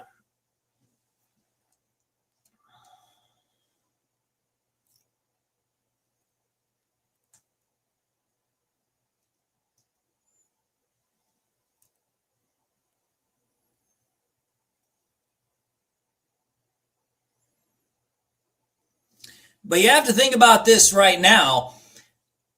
Think about it. We've had 9 picks go, and so far, the Lions have not really had a pick that has really been detrimental to them. We've just had the first offensive tackle of Spencer Fano be taken. We've had 2 wide receivers be taken, so it's like, listen, the draft is actually falling very much in the Lions' favor.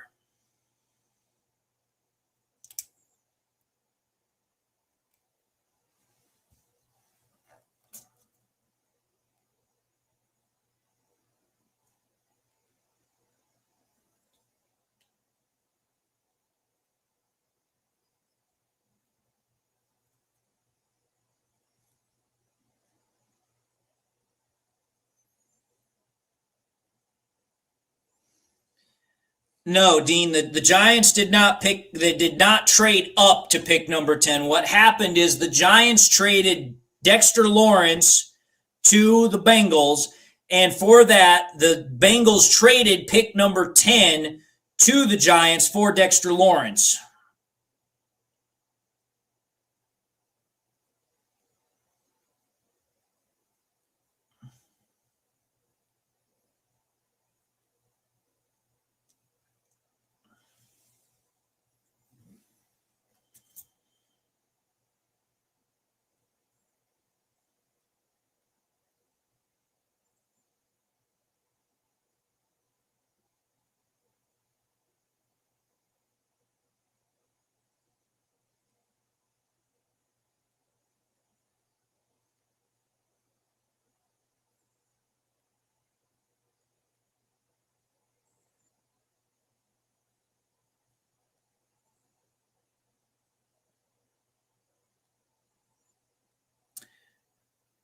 Uh-oh. I know some Lions fans in this is not going to like this. The Giants pick at number 10 is officially in, and the Giants are selecting offensive guard Francis Mauigoa.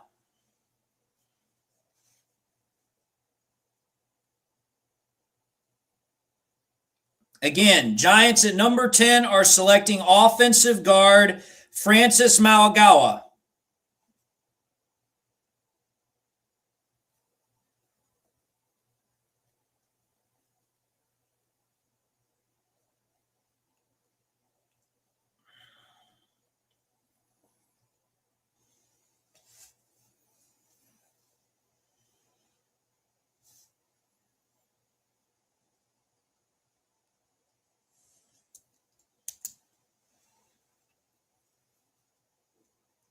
So now we've had two straight offensive linemen that have been drafted. Spencer Fano, offensive tackle, goes to the Browns.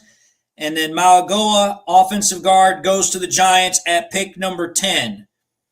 So the Giants did not actually draft a defensive interior lineman to replace Dexter Lawrence. They drafted an edge rusher, and then they drafted a guard.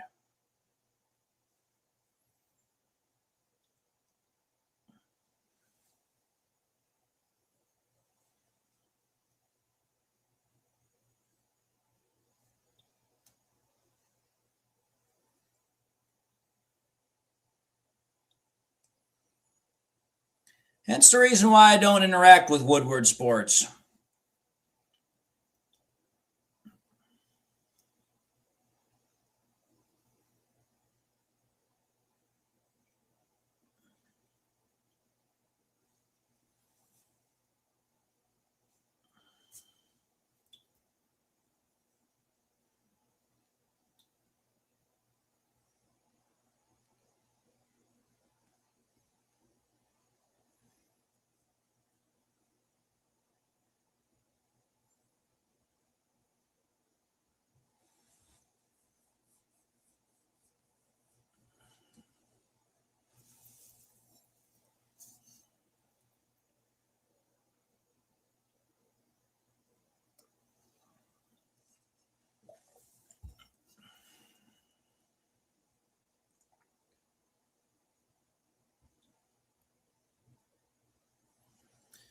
Dolphins are now officially on the clock.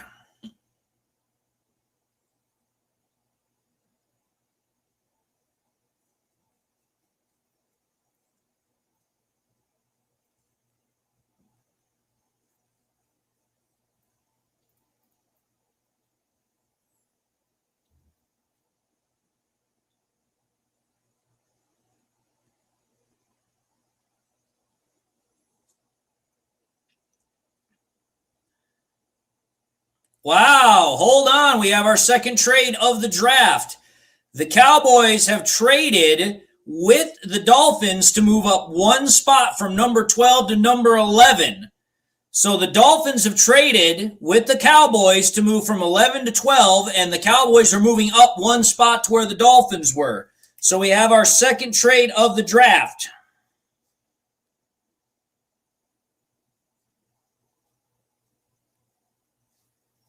So the Cowboys have traded up to number 11 to number 11 and have now taken the Cowboys spot at number 12.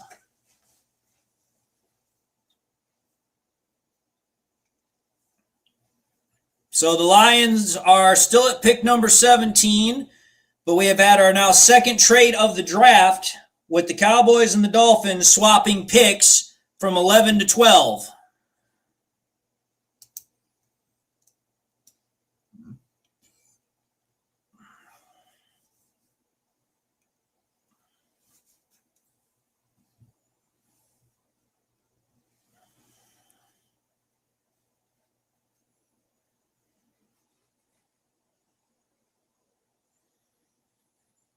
So now we have to see who the Cowboys are going to pick at number 11 and also see who or what they gave up to move up that one spot.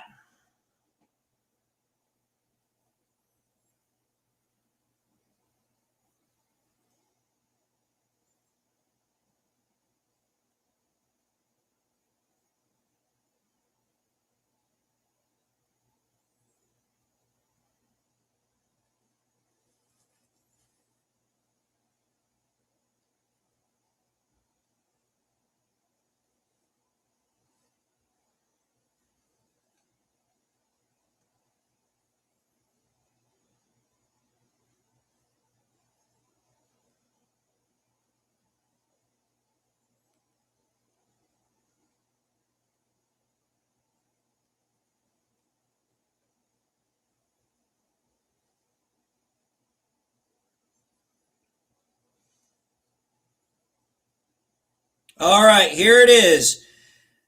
The Cowboys traded the 12th overall pick and then traded a either 5th and 6th round pick or a two sets of 6th round picks. They traded pick 177 and 180. So the Cowboys actually didn't trade a whole lot to move up one spot. They traded 2 late round picks and got that one extra spot. So that's actually not that bad. So depending upon who the Cowboys get with that one spot, it could be something good for them. I don't know. But considering the fact they only traded pick 177 and like 180 something, that's actually not bad. That's actually a decent trade for the Cowboys.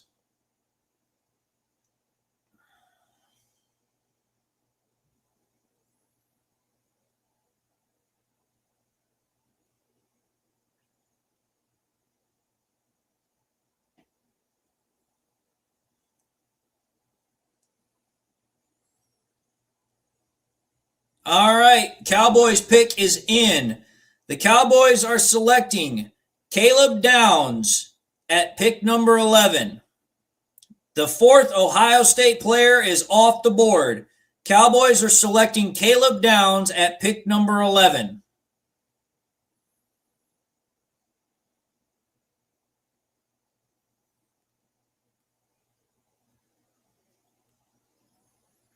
So the first safety of the NFL draft has officially been taken.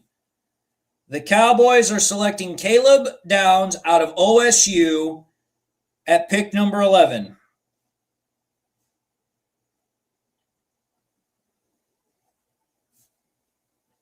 So the run on Ohio State players continues as the Cowboys take the 4th Ohio State player in the draft. The first 3 prior to that were Carnell Tate by the Titans at number 4. The Giants then followed right after at pick number 5 with Arvell Reese, edge rusher. And then the third one was Sonny Styles, linebacker out of OSU for the Commanders.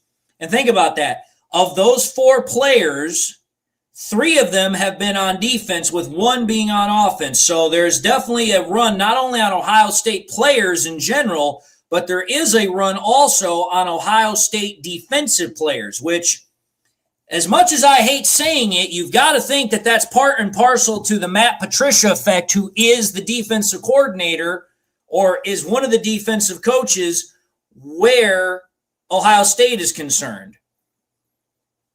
Say what you want about, Matt Patricia being a terrible head coach, which he was, but defense, he definitely knows. Kool-Aid Cornbread asks me, and thank you for the donation. He says, who am I hoping we pick? Honestly, at this point, it's like, dude, the Lions could have a potential pick of the litter at pick number 17. They could do whatever they want. I mean, think about it here. If the board keeps falling the way they are, because the Lions are literally only, 5-6 picks away. Proctor's still on the board. Miller's still on the board. Freeling's still on the board. Mesidor's still on the board. Falk is still on the board. The Lions could literally have any number one of those guys, and they can choose whoever they want. And I would be fine with all of them. But honestly, I think if you think about it, the Lions could get a good edge rusher in round number 2. So you could hold off drafting Falk, or you could hold off drafting, Mesidor, and possibly go with a Gabe Yakas in round 2. So I think if you're going to go with anything, you go with an offensive tackle, and you probably take, I would say either, probably Miller or Proctor.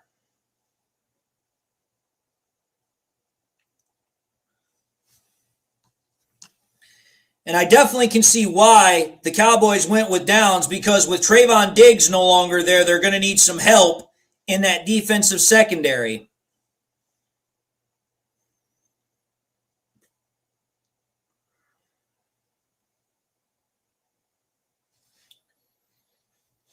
So the Cowboys took their pick and got Caleb Downs at number 11, gave up very little to move up one spot, and now the Dolphins are on the clock at pick number 12.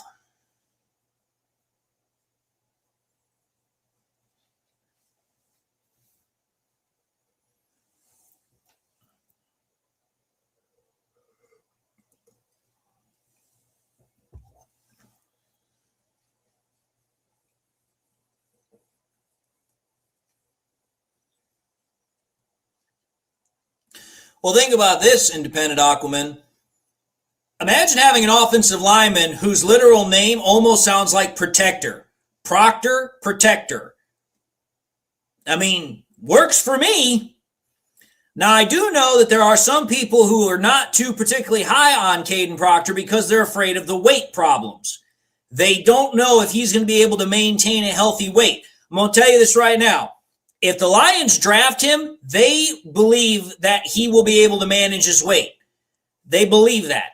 And I guarantee you this, Dan Campbell and that training staff, they're going to make sure that he is in shape. They are not going to allow him to show up out of shape.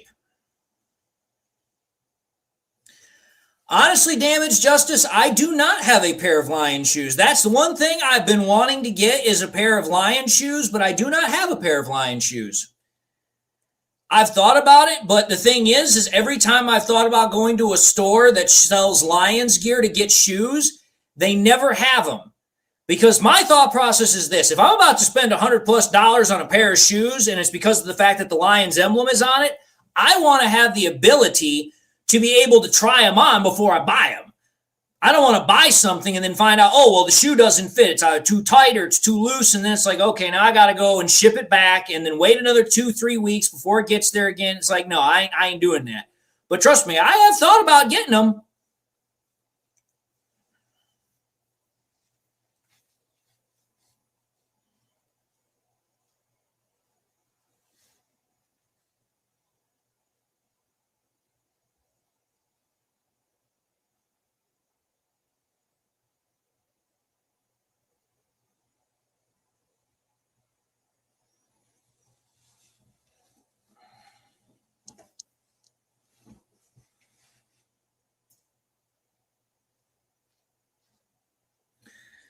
So, Dolphins are now on the clock.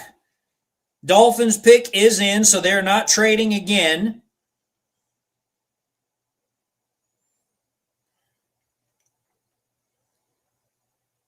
Whoa, whoa, whoa, whoa!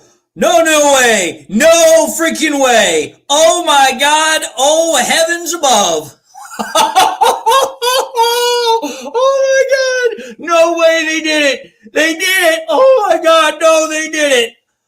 Oh, heaven help me! I can't. Wow! Wow. Oh my God. No way. No freaking way. Holy cow. I have to wait to see if this is actually the truth. But if it is, oh my Lord.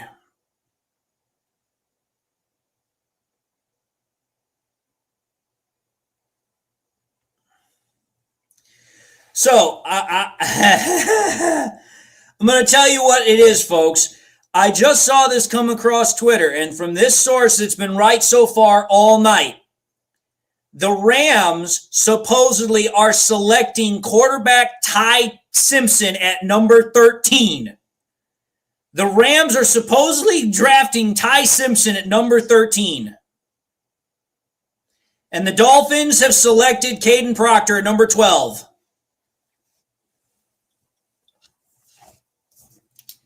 So Caden Proctor is not going to be a Detroit Lion. He is going to the Dolphins. So for those that were worried about drafting him with the weight problem, you do not have to worry about that anymore.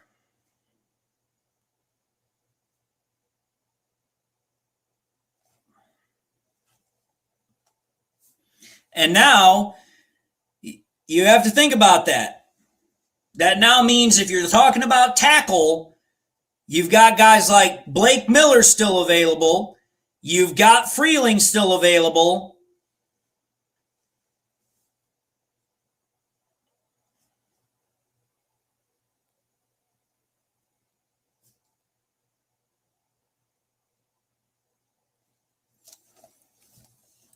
Dunker, I don't think is going to be a first-round pick. I think Jennings Dunker is going to probably be a late second-round pick or a third-round pick, lots of pyro. But I like Dunker.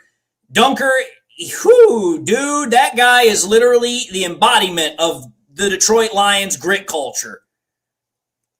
But holy cow, folks, going back to what I was just talking about here, the Rams drafting Ty Simpson. Think about that. They're obviously getting set up for when Matthew Stafford retires, right? Okay, fine, whatever. But the Rams are also in the process of giving a contract extension to Matthew Stafford. They're in the process of doing that. So it's like, wait a minute, you're getting ready to give him a contract extension, but then at the same time, you're getting ready to draft his heir apparent as well. Which, correct me if I'm wrong here, they've drafted a quarterback within the last 2 years as well, because if I recall correctly, they'd done that.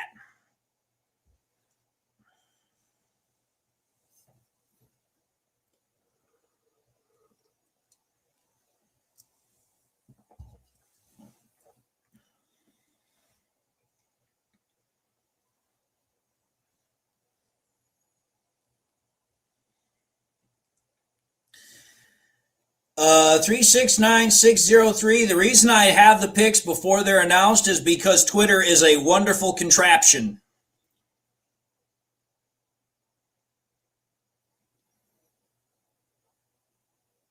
But yeah, I'm floored. I thought that if Ty Simpson was going to be drafted in the first round, he was going to get drafted towards the bottom of the first round. I did not at all have on my bingo card Ty Simpson being drafted in the top 16.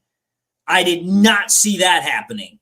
So the fact that Ty Simpson has gone to the Rams, at least according to this report that I have, at pick number 13, that is surprising.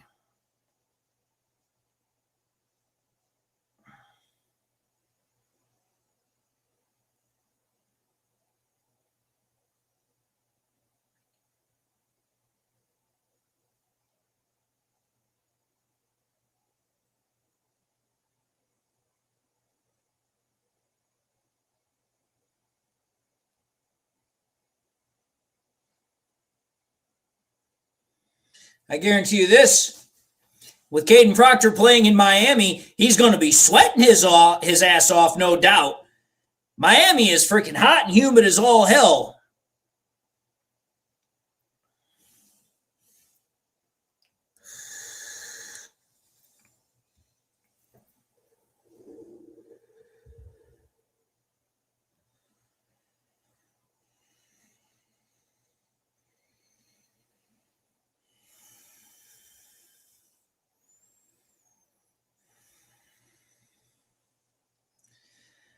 Maybe so, Levi. Maybe so, or LV. But I didn't think he was going to go that high. I didn't think he was going to go that high because I thought, much like everybody else thought, that if Ty Simpson was going to get in the first round, he was going to get drafted towards the bottom of the first round because there were a lot of people who were like, okay, yeah, he's a good quarterback, but is he a high first round draft pick good quarterback?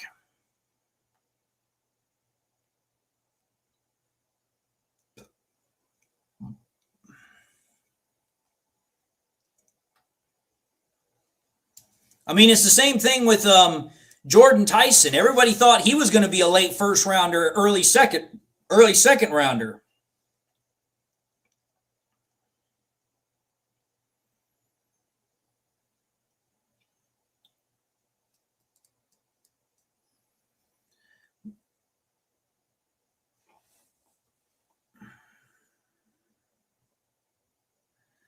But at this point now, with Caden Proctor off the board, I think if he's still sitting there at pick number 17, the Lions are probably going to go with Blake Miller because Blake Miller is veteran in terms of playing that spot as tackle.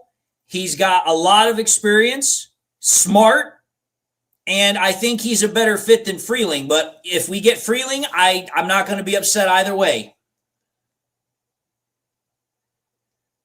No, that's not a glitch, folks. That's not a glitch. That's just the vape smoke. That's all that was.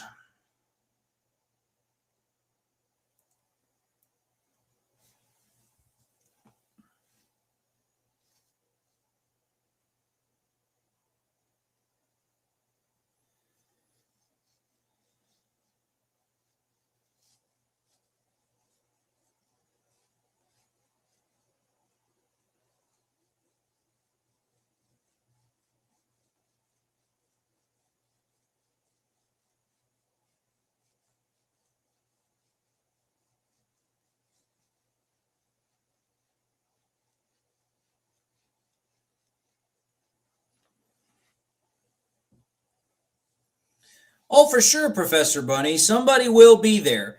There's plenty of options for the Lions. They could get Bain if he's still there. They could get Miller. They could get Freeling. There are plenty of options for the Lions at pick number 17 that are still on the board.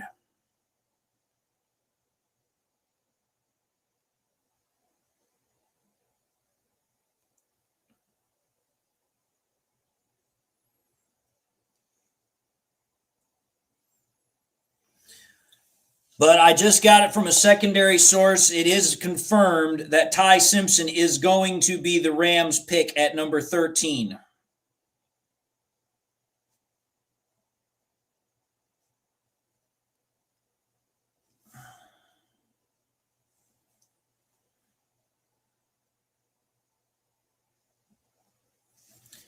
And think about this as well. That's also now the second Alabama player that has been drafted because Caden Proctor was from Alabama as an offensive tackle, and Ty Simpson was the quarterback for Alabama as well. So that's two Alabama picks in a row.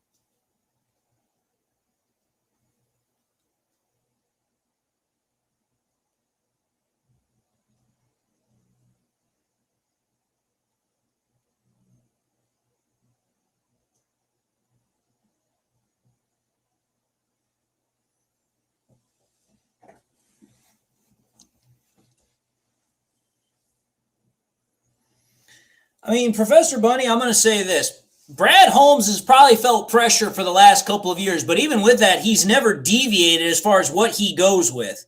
So even if he's feeling pressure, I sincerely doubt that's going to change what he thinks. He's probably still going to go offensive tackle with his first pick. He could decide to go edge rusher if he thinks that that's the better option, but I'm not going to be surprised if he goes with a tackle, nor if he goes with an edge rusher.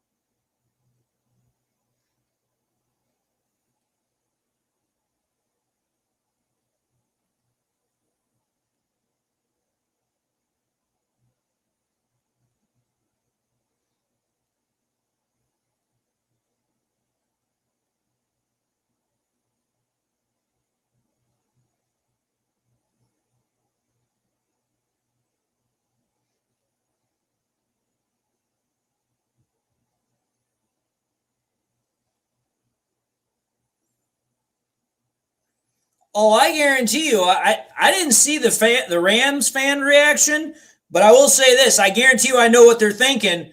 They're like, "Wait a minute here. We were one game away from making the Super Bowl, and you draft a guy to be the heir apparent.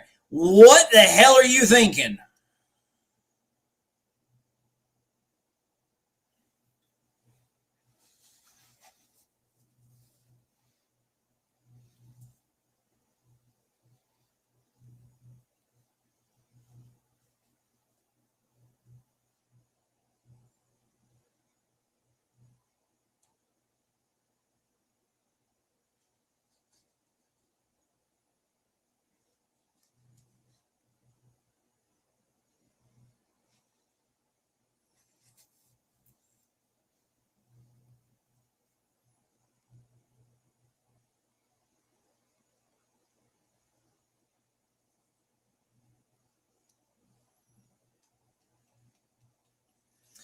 According to Jay Glazer, Dean DeGreer, the Rams told Sean McVay told Stafford that they were going to draft Ty Simpson, and that when he decides to retire, then that's his decision. So they're not going to force him out. They're not going to tell him when it's his time to go. It'll be his decision on when he wants to go, because they're looking at it as this. They need an heir apparent because Stafford's not getting any younger. I believe he's going to be, 39 this year? And for them, they see a guy in Ty Simpson that has a lot of potential since he has only 15 starts. But it's like, okay, if you want to have a guy who's going to give you a year or two to get ready, then okay, you know what? You've got a chance to do that. But you have to think about it here. This is the Rams' first quarterback that they've drafted in the first round since they drafted Jared Goff back in 2016. But now the Ravens are on the clock.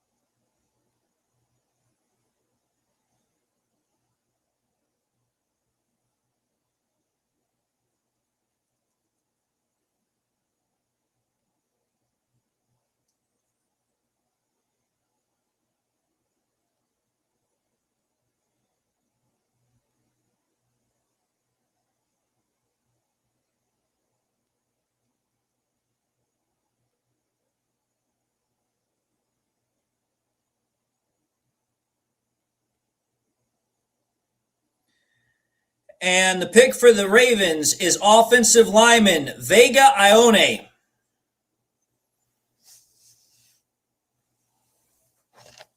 Ravens take offensive guard out of Penn State.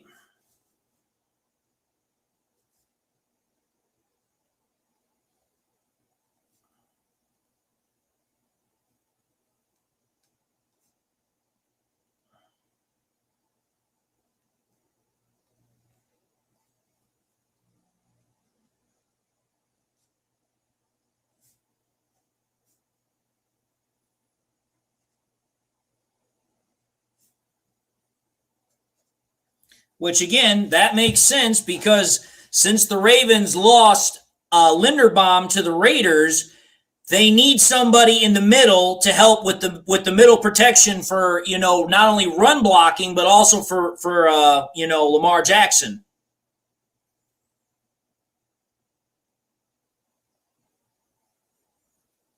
No, you're not giving a trade secret away, Michael. You're not giving a trade secret away.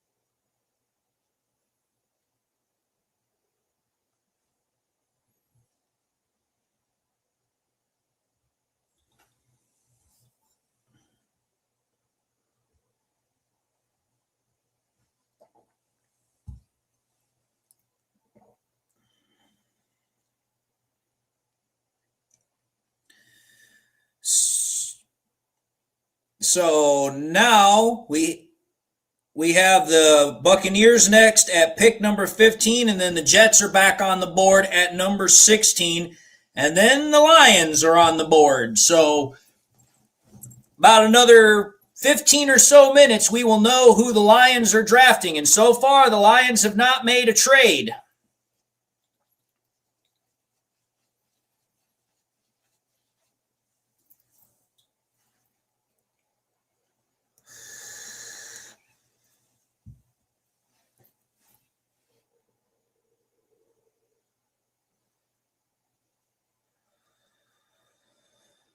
Whew.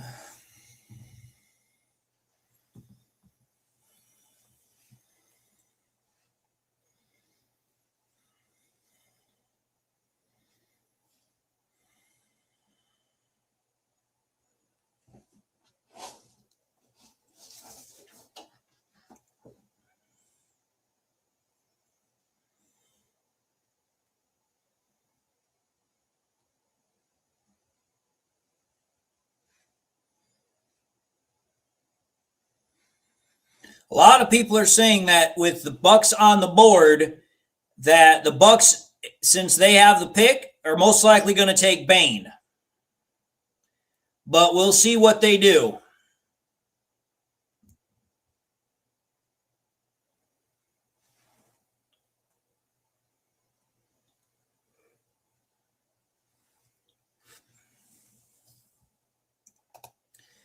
David, thank you for the donation, and also thank you for the comment. I appreciate the support. I appreciate that you only watch me. I try my best to give the best content available and the most up-to-date information and the most realistic information. I'm not saying I'm the only one, but I try to make sure that I am.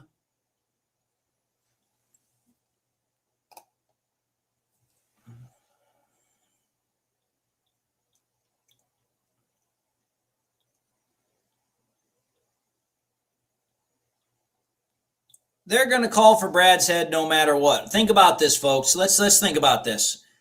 They called for Brad's head last year after he drafted Tyleik Williams. They called for his head last year after they called for his head in 2024 when they drafted Terrion Arnold. Not as loudly because we needed a cornerback, but it's like, listen, the last 2 first-round picks that Brad Holmes has put out, there have been some fans that have all said the same thing. Oh, well, Brad Holmes is not making smart decisions.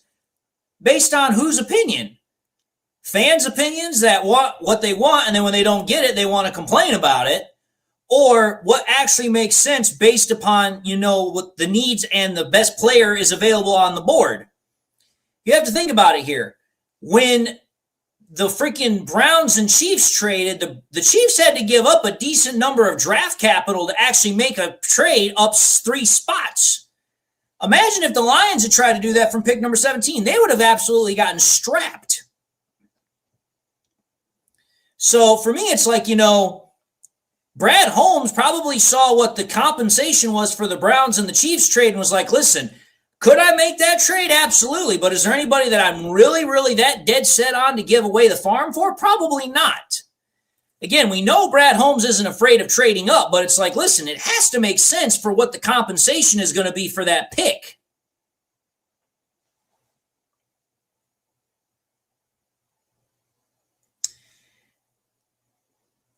And the report is in. The Buccaneers are selecting Reuben Bain Jr. So no surprise there. The rumor was that if he was there for the Bucs at pick number 15, they were going to take him, and the Bucs did take him. Reuben Bain is off the board with the Bucs taking him.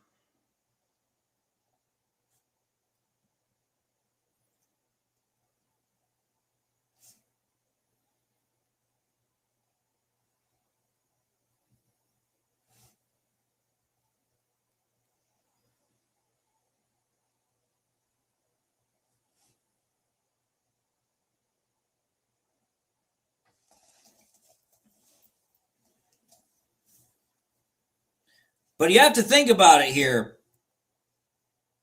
4 OSU players, 2 Miami players, 2 Alabama players have been taken. So definitely seeing a lot of the top programs getting their players taken.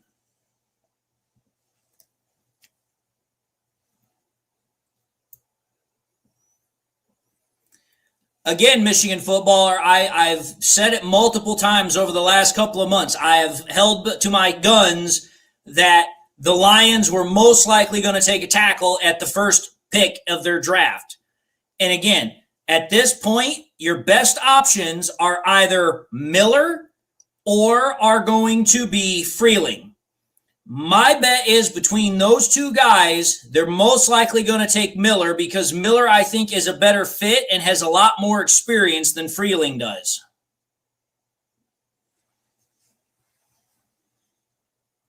Because I think you can still get a pretty decently good edge rusher in the second round. And I think at number 50, the Lions would most likely select Gabe Yakus out of Illinois.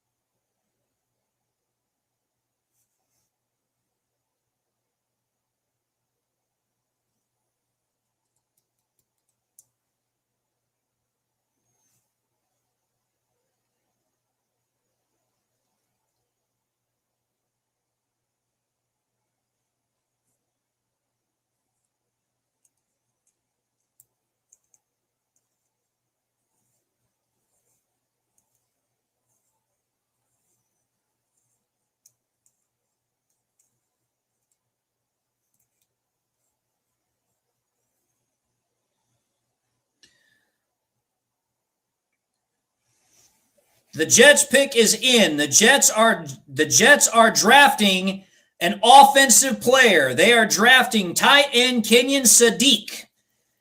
Jets select tight end Kenyon Sadiq at pick number 16. So the Lions are going to be on the clock. They're going to have Freeling to work with. They're going to have Miller to work with. They're going to have a number of options. They're going to have Mesidor. They're going to have Falk. They're going to have plenty of options. So the Lions definitely have a good amount of options to pick.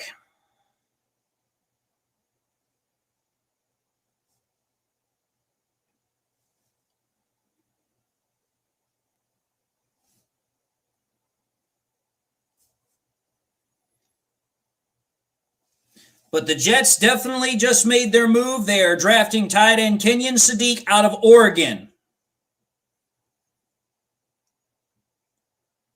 So the Lions now have they have options at either edge or at tackle. So the way I look at it is this. The Lions have 3 options. They can draft a tackle, they can draft an edge, or they can trade back and still get one of those options depending upon how far they move back. If it's only a couple of picks, they could still get one of those guys.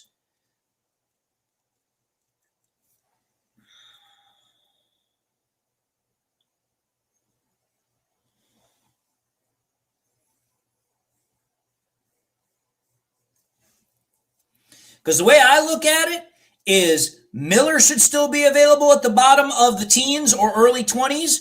So should Mesidor. So should Falk. So it's like, listen, if you only move back a couple of spots, you should still be able to get one of those guys. Lots of pyro. Round 1 is only tonight. Only tonight, round 1. Round 2 and 3 happen tomorrow night. And then Saturday is when rounds 4, 5, 6, and 7 are done.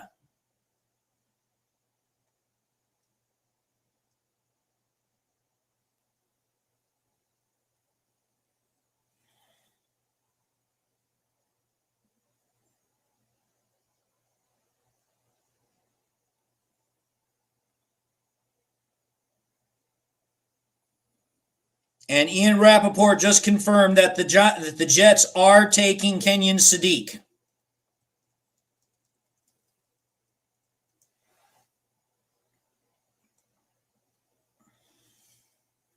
So the Lions are now officially on the clock at pick number 17.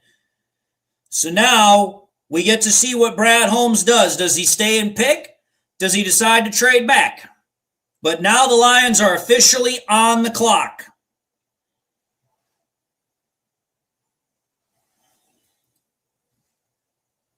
Lions have official... Nope, the Lions are picking.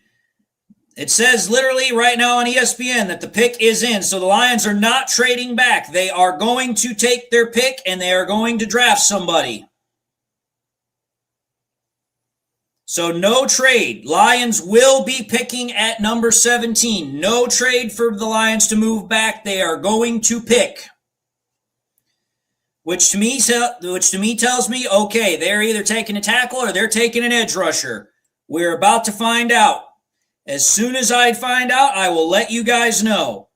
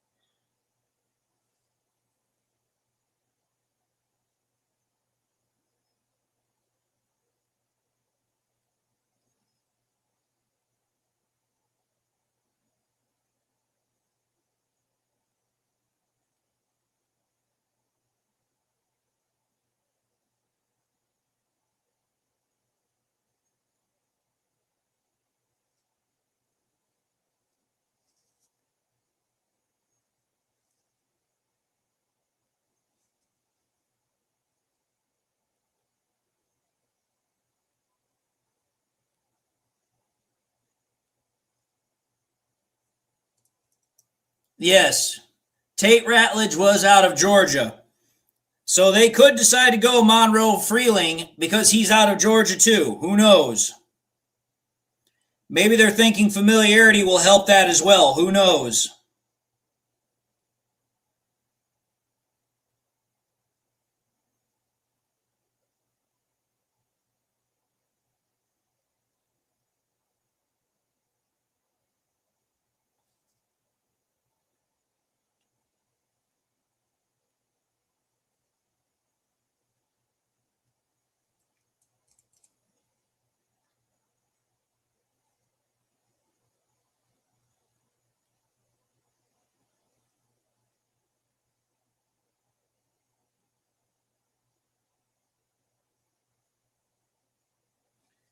I called it.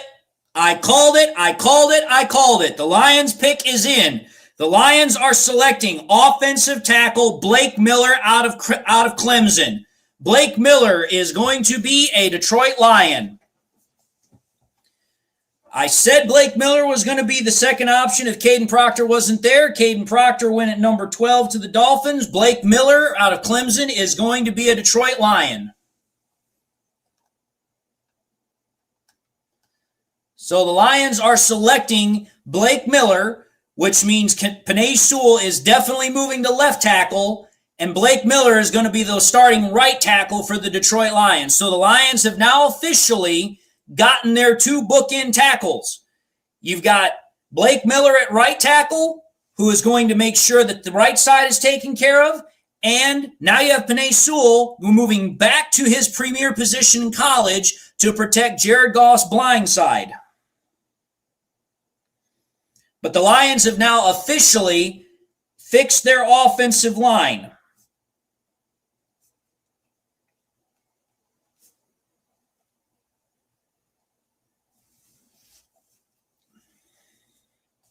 Now, this definitely to me I'm going to say this right now. Some people are going to say, well, why didn't Brad Holmes trade up? It's like, listen, you go back to that trade with the Browns and the Chiefs. The Browns got a huge return, in essence, for only moving down 3 picks. In order for Brad Holmes to trade all the way up there, he'd have to go up a hell of a lot. And think about this. You stay at pick number 17, and you still get Blake Miller. Blake Miller is an extremely savvy, veteran, battle-tested tackle who's going to be able to come in, and he's going to be a day one starter for the Lions. And now you have, Barome, who's going to be able to be the swing tackle, like I said he was always going to be, replacing Dan Skipper. So for me, it's like, hey, you have a whole setup now that is exactly what you had 2 years ago.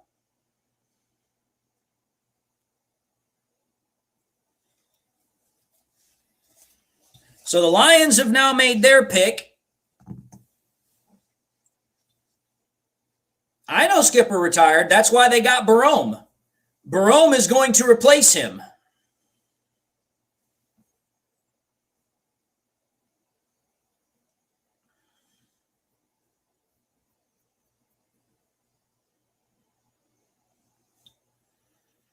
So I'm absolutely happy with the pick. I think the Lions got a great pick. I think they got a great pick. And I think that they're going to be extremely happy with Blake Miller. And we get to see Megatron announce the pick. Or no, maybe not. I thought Megatron was going to announce it.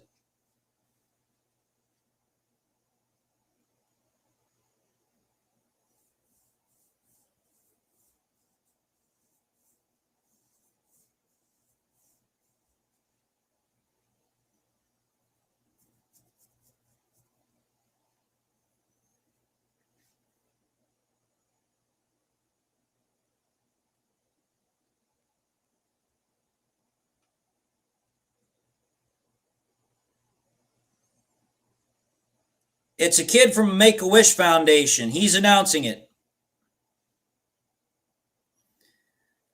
A young kid called Ethan. He's the one that's announcing the pick, so not Roger Goodell.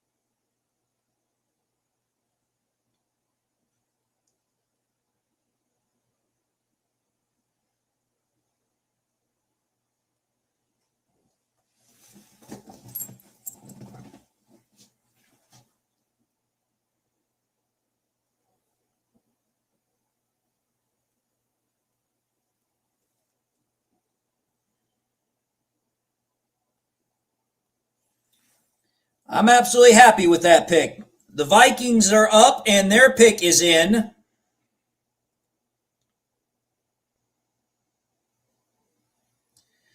And the Vikings have made their pick.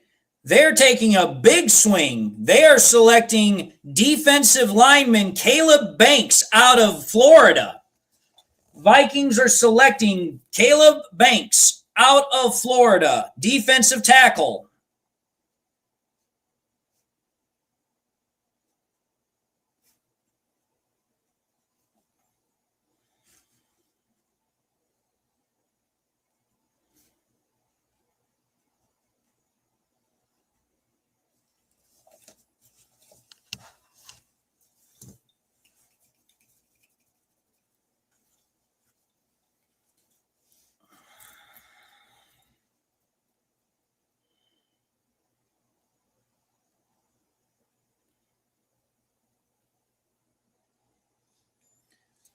We have another trade, folks.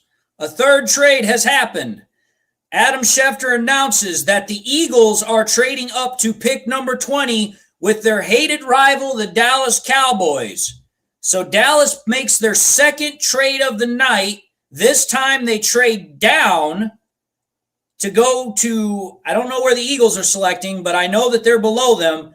So the Dallas Cowboys traded up. Now they're trading down. Juan Buchanan, let me put it to you this way. The guy started every single game in college at right tackle, never missed a game.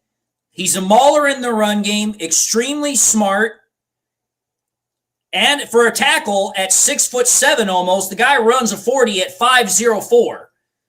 And the guy's 320 pounds. So think about that. A 320-pound guy that's almost 6'7", has the culture mindset, has the player mindset, tough as iron. I'd say that's pretty damn good.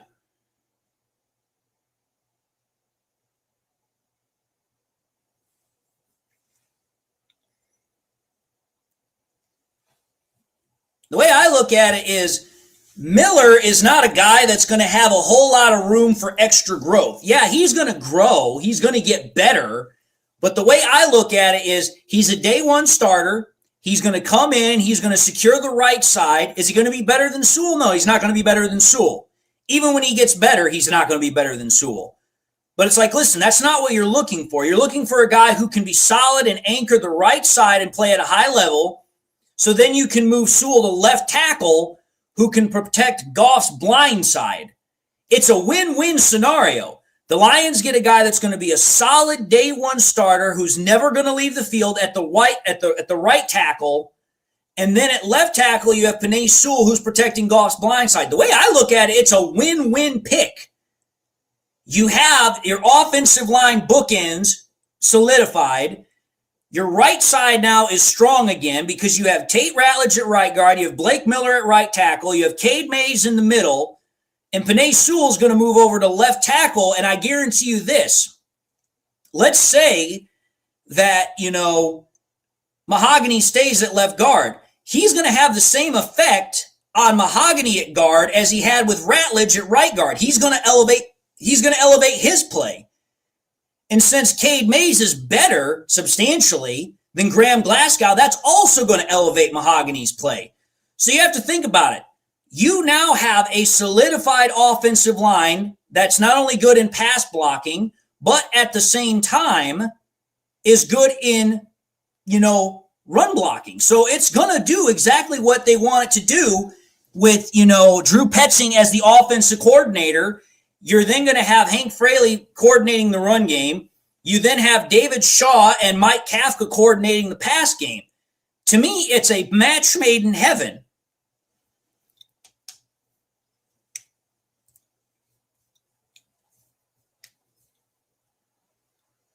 But I'll say this. The Vikings pick is an interesting one because Caleb Banks, the thing that you have to worry about with him is that he only played 3 games last year.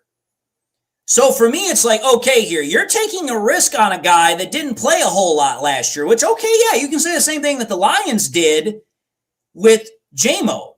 But with J-Mo, it was like, okay, here, J-Mo only had to recover from the torn ACL and retain his speed, which we already knew that was going to happen. Offensive linemen, they have to put a lot of power defensive linemen, same thing with offensive linemen, but defensive linemen have to put a lot of power and weight on their feet. If the guy already had a broken foot before, then you have to wonder if he's going to be able to take the brutal punishment that comes with being a lineman if he's had already a foot problem. Because I'm going to tell you this right now. Us Lions fans know that with feet, it will debilitate linemen. We saw it happen with Taylor Decker. We also saw it happen with, Frank Ragnow.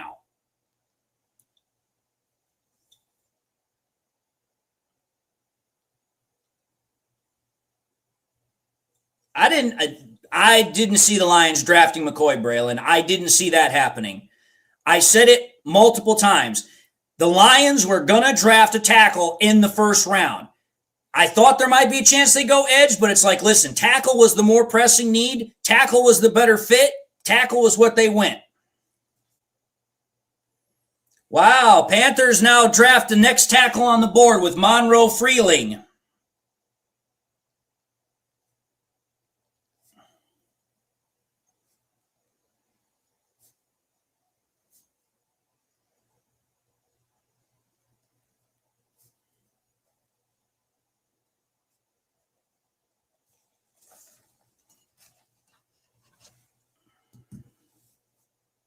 Yes, Braylon.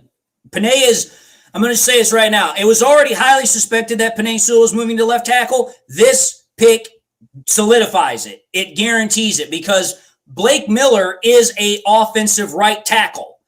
So you move Panay Sewell to left tackle to take over for Taylor Decker. Blake Miller slides into his college position at offensive right tackle.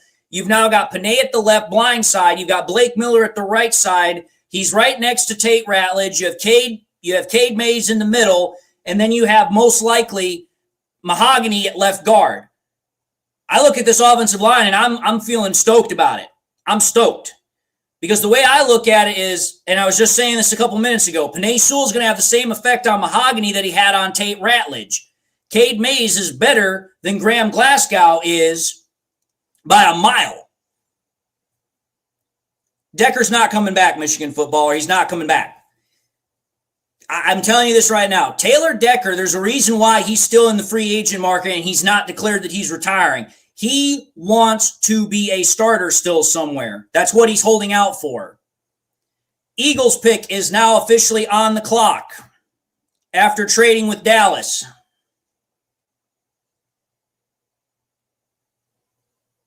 And the Eagles are selecting a wide receiver. They have selected Mekhi Lemon. So at that point, that now means that the Eagles are definitely trading A.J. Brown.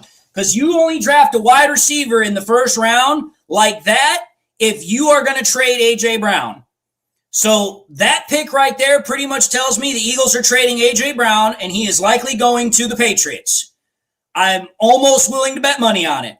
Because when you draft a wide receiver at pick number 20, and you've had all the drama, all the controversy, all the back and forth about who's going to get traded as far as with the whole A.J. Brown nonsense, that's exactly what this pick says.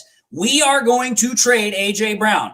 At this point now, it's just a matter of when and how much compensation are the Eagles going to be able to get for A.J. Brown. That's literally what it comes down to.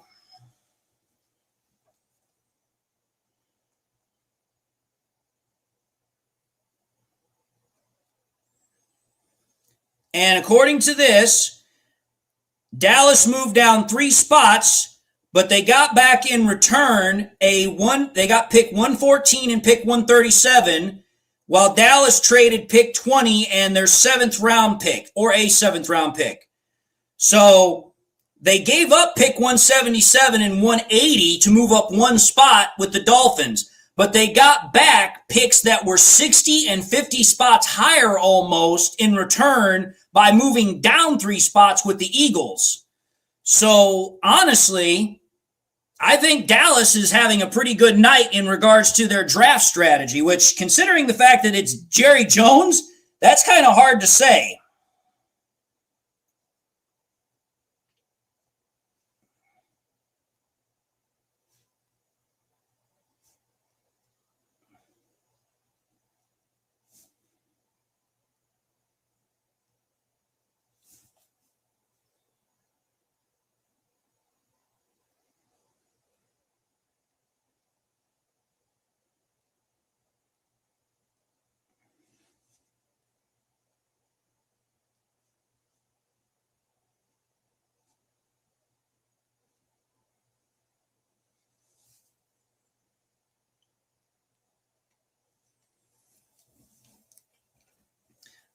So to answer this question, Professor Bunny, our offensive starting line consists as such. There's only one potential question mark. Starting left tackle, Panay Sewell. Presumptive starting left guard, Christian Mahogany. Starting center, Cade Mays. Starting right guard, Tate Ratledge. Starting right tackle, Blake Miller. I'm going to tell you this right now. That is a damn good offensive line. A damn good offensive line, in my opinion.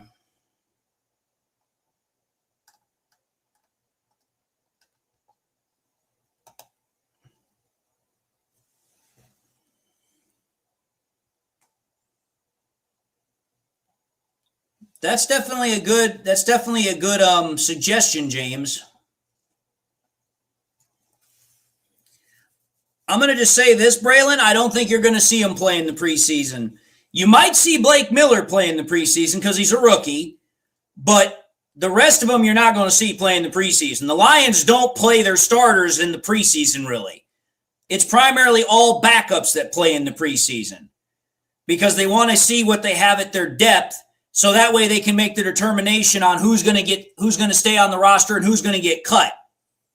So the way I look at it is chances are most of what you're going to probably see in the preseason are guys like Barome, Juice Scruggs, and a couple other guys. Chances are you're not going to see Sewell. You're not going to see Cade Mays. You're not going to see Tate Ratledge. You might see Mahogany, so that way they give him some time to get more acclimated back to the field.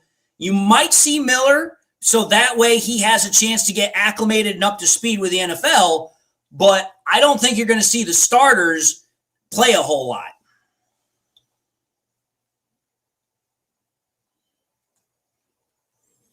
So currently, looking at my draft sheet right now, because I have been writing these down as they've been coming in, there have been a total of 2 quarterbacks that have been taken.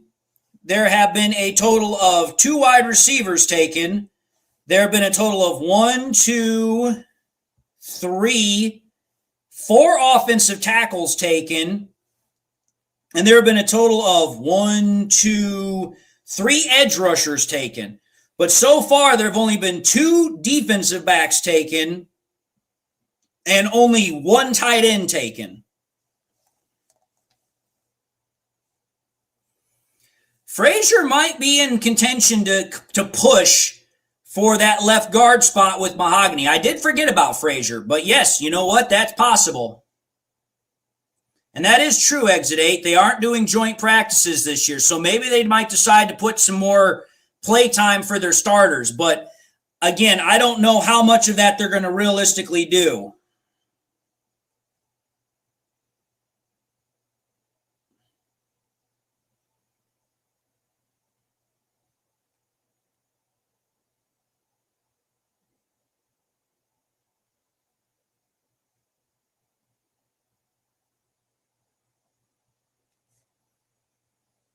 So with the 21st pick, the Steelers are officially on the clock, which is this is their year at the draft as hosting it. So we will see who the Steelers decide to draft, because right now, obviously, they're making a big to-do about it because it's their pick and they're in Pittsburgh.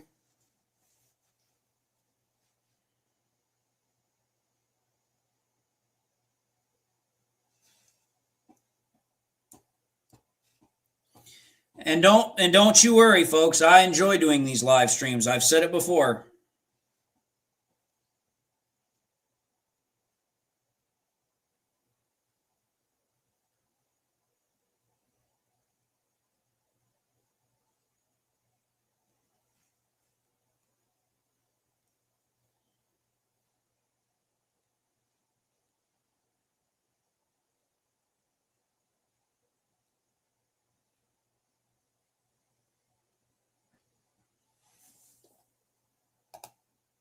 Thank you for the donation, Aaron. And I do try my best to give you all good streams. I really do. I try to give you guys the best and most up-to-date information as much as I possibly can.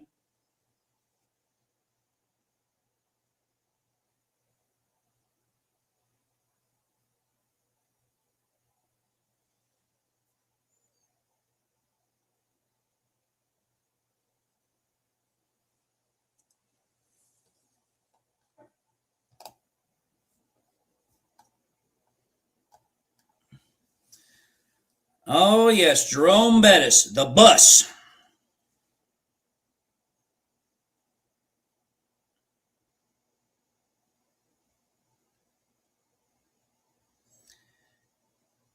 The Steelers are drafting offensive tackle Max Ichenor out of Arizona State. So the 5th offensive tackle is off the board.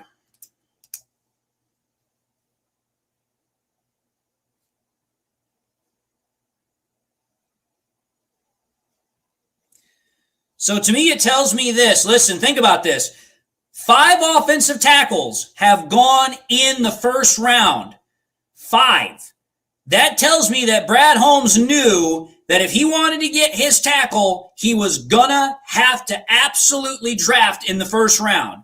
And you have to think about it. He got the 3rd tackle off the board, actual 3rd tackle that's most likely going to play as a tackle. It could be 4th if you decide to say that, hey, you know what? What's his name? Ione for the Ravens stays at tackle, but he could move at guard. Same thing for Francis Mangoa. But I mean, it's been a heavy offensive line first round this draft.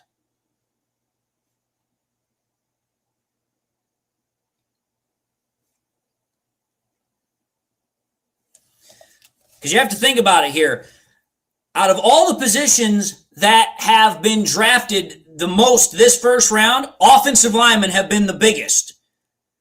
Because according to my draft tracker that I've been writing down here, let's see here. There have been 1, 2, 3, 4, 5, 6, 7 offensive linemen that have been drafted in the first round so far. 7. Let that say something. This has been an extremely heavy, and I do mean that literally and figuratively, but this has been an extremely heavy first round draft for this year.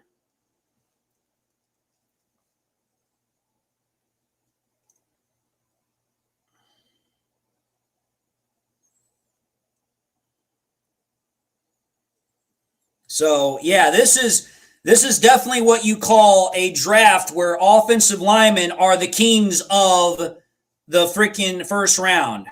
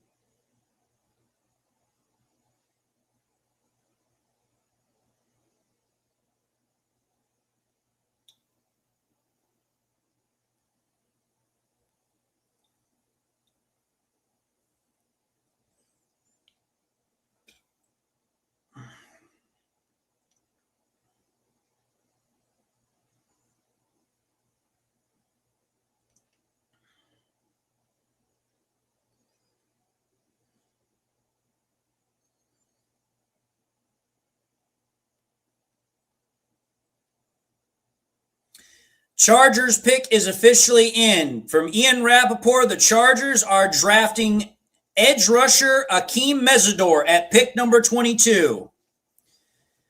So another edge rusher is now off the board with Akeem Mesidor going to the Chargers.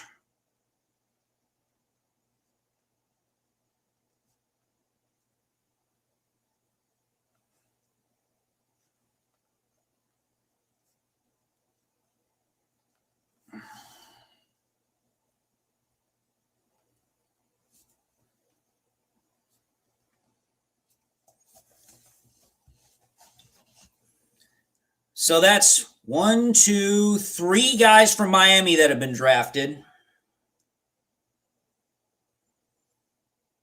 I mean, it's possible, Michael. It's possible that the Lions could trade back into the first round. Who knows?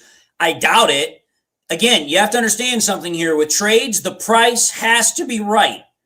And you have to also think about it from Brad Holmes' perspective. Is there somebody that's going to be at the bottom of that first round that they are going to desperately want versus what they are going to absolutely have at pick number 50 at the midpoint of the second round?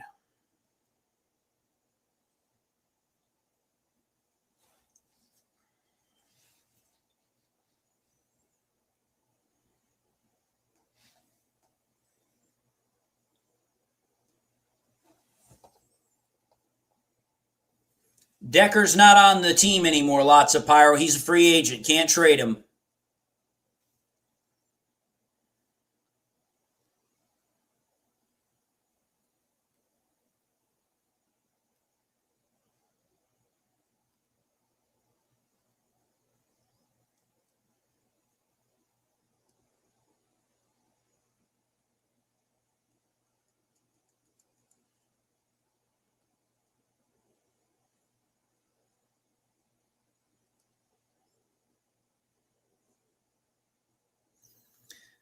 And with that, the Cowboys are now back on the clock at pick number 23 after trading down with the Philadelphia Eagles. So the Cowboys have had their name mentioned quite a number of times tonight between picks and trades.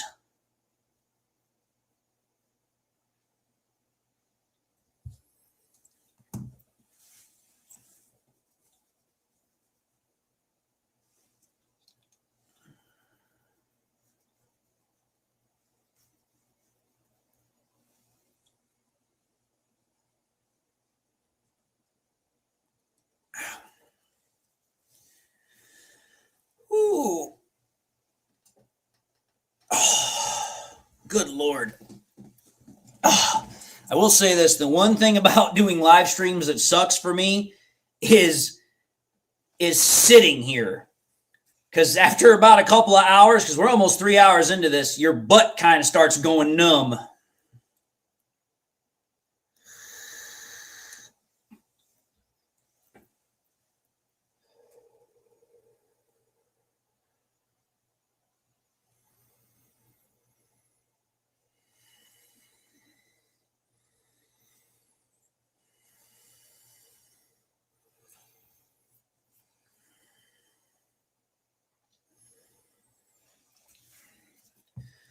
Oh, that's for sure, DC.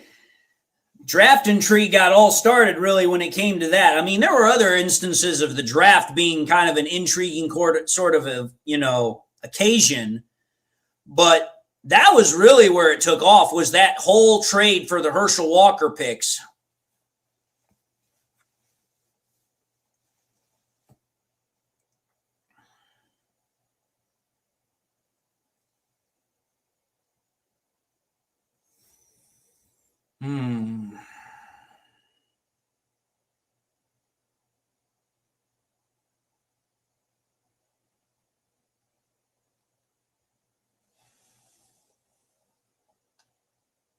Yeah, that's true, Michael.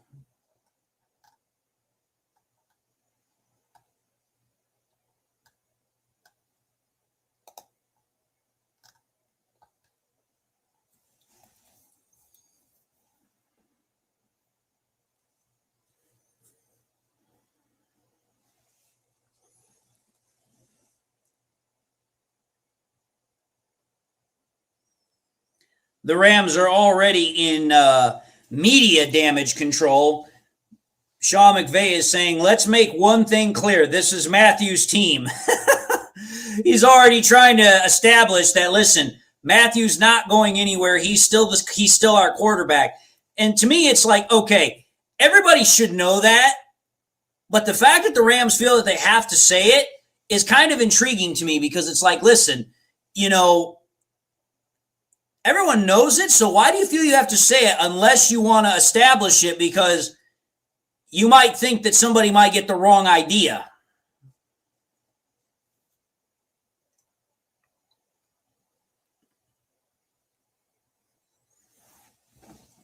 It's hard to believe that there's only 10 picks left in the first round.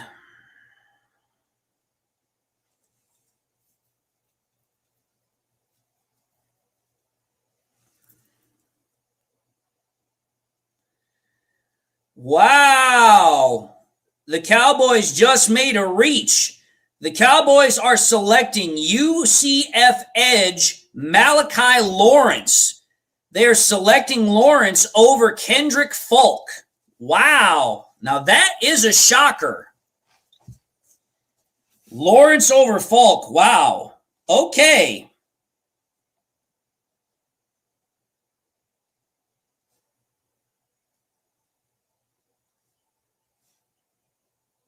But a second straight edge rusher.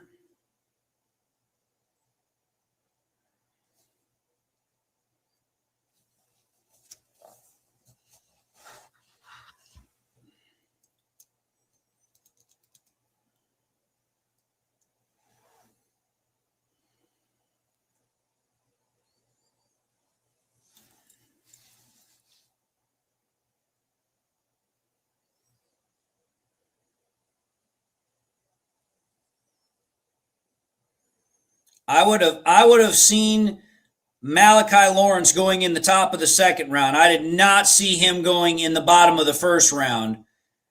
He's a good player, but I don't think he's a first round draft talent. I'm kind of surprised at this pick. Not as surprised as Ty Simpson at pick 13, but still a surprise that Lawrence went over Kendrick Falk. That one really surprised me.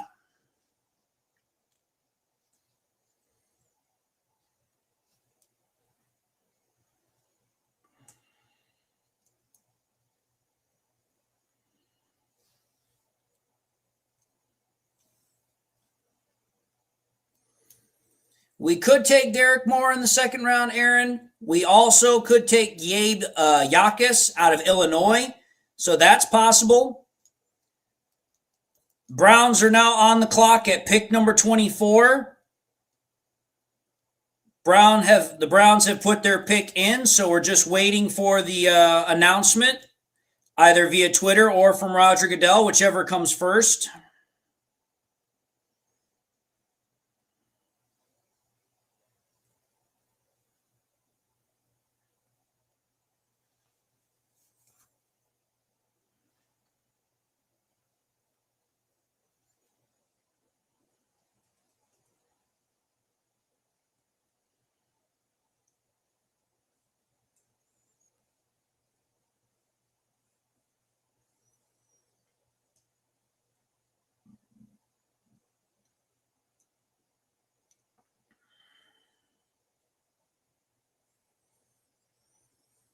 Is there a chance McVay retires with Stafford?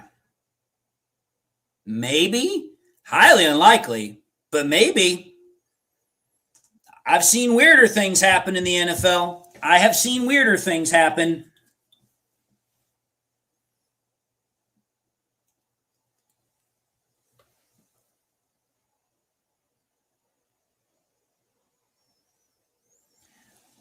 The Browns pick is in. The Browns are selecting a wide receiver. They are selecting wide receiver KC Conception at pick number 24.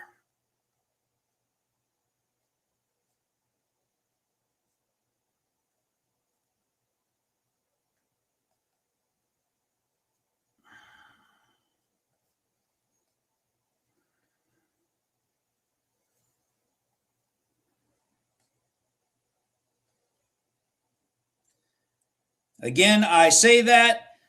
Browns are selecting wide receiver KC Conception at pick number 24.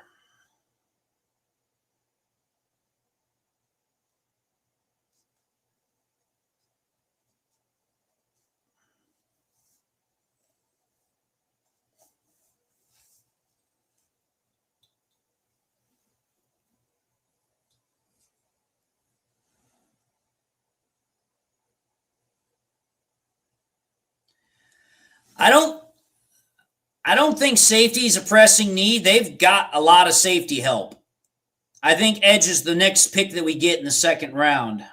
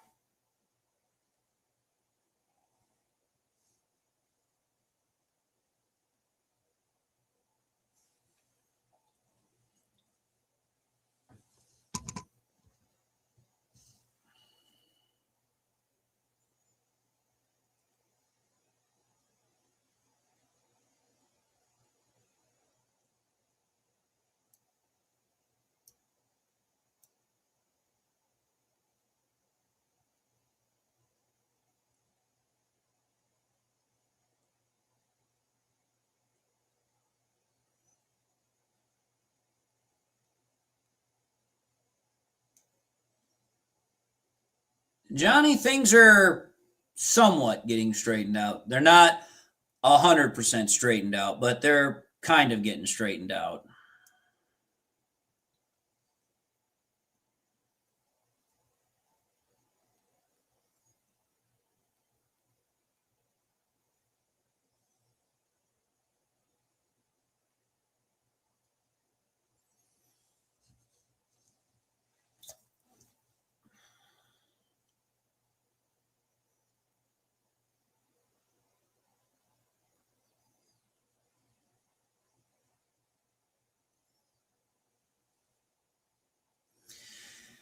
Branch might be hurt, but the way I look at it, the Lions have a number of options at safety.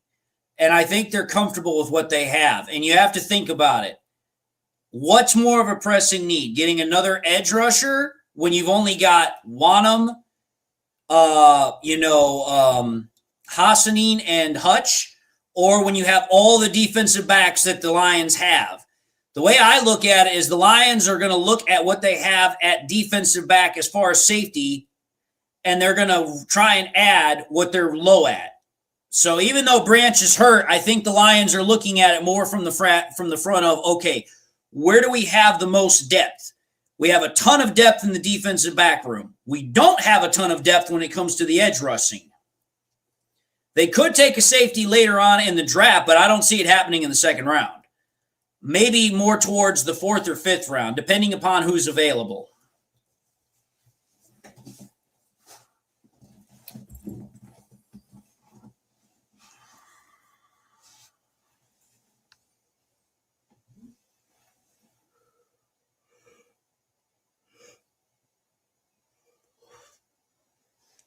And with that, the Bears are now officially on the clock at pick number 25.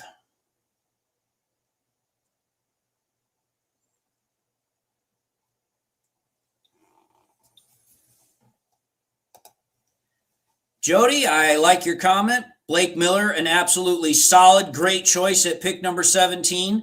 I agree. He's a good choice for the Lions, and thank you for the donation. I appreciate it. I think Blake Miller is going to be a really, really great pick for the Lions. I really do. The Bears are picking at pick number 25. Their pick is officially in.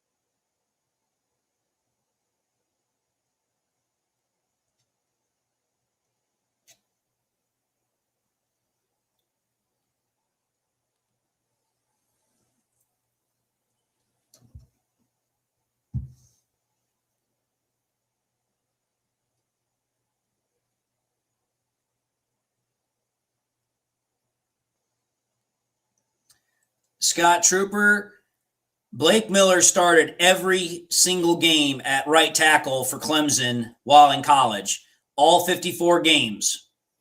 So not only is he a DC and Brad Holmes type of player in the sense of culture, but he's also bringing a battle-tested veteran experience to that right tackle. So it's like, listen, they're not dealing with a project. They're not dealing with a guy who's injury prone. He's an Iron Man. So it's like, listen, this pick goes opposite of what everybody has wanted to say about Brad Holmes in the past, drafting project players, drafting players with injury concerns. This is the exact opposite of that. This guy is not a project player, has no injury concerns, structurally sound. He's going to absolutely be what Lions fans have been complaining about for years about Brad Holmes drafting projects and drafting injury players. So to me, it's like, hey, you're going to get exactly what you're asking for. You got a player that's not a project. You got a player that has no injury concerns. You got a player who can step right on in and be a good starter for you. And he solidifies the offensive line, which Lions fans absolutely cried bloody murder over last year.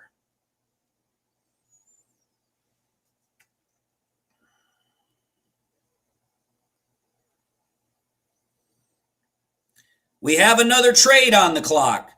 The Texans have moved up, and they are taking over where Buffalo was going to trade at pick number 26. The Texans got in the trade pick number 26 and pick number 91, where they traded to the Bills pick number 28 in exchange, got pick 63 and 168. So they got a early third round pick by the looks of it and a fourth or fifth round pick. But the Bears have made their selection as well. The Bears select safety Dylan Thieneman. Who the hell is this guy? Dylan Thieneman. That was a name I wasn't even tracking. Dylan Thieneman. Who the frig is Dylan Thieneman? Whatever, it's the Bears' pick, not ours.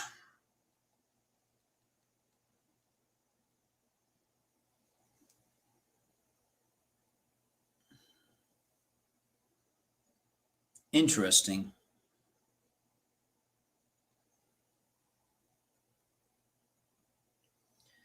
And the 49ers are attempting to trade pick number 27. The 49ers are looking to trade pick number 27. So I'm just putting that out there.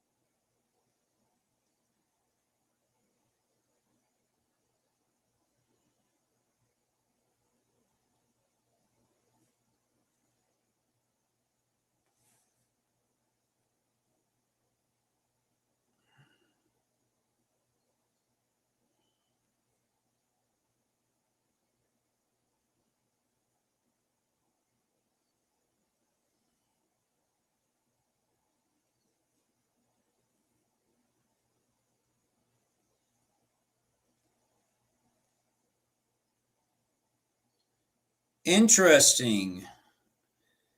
There's been another trade. Dolphins are now on the clock. So the Texans just traded with the Bills, and now the Texans just traded again with, oh, wait a minute, no. The Dolphins are the ones that traded with the 49ers. So the Dolphins have traded back up into the first round. So the Dolphins have taken over the 49ers trade.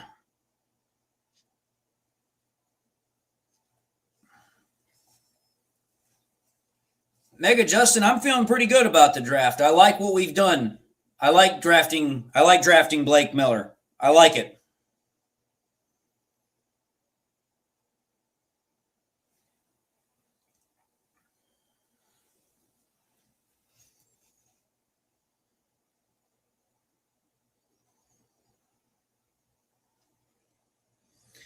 And for the pick number 27, the 49ers got in return pick 27. The 49ers got pick number 30 and pick number 90.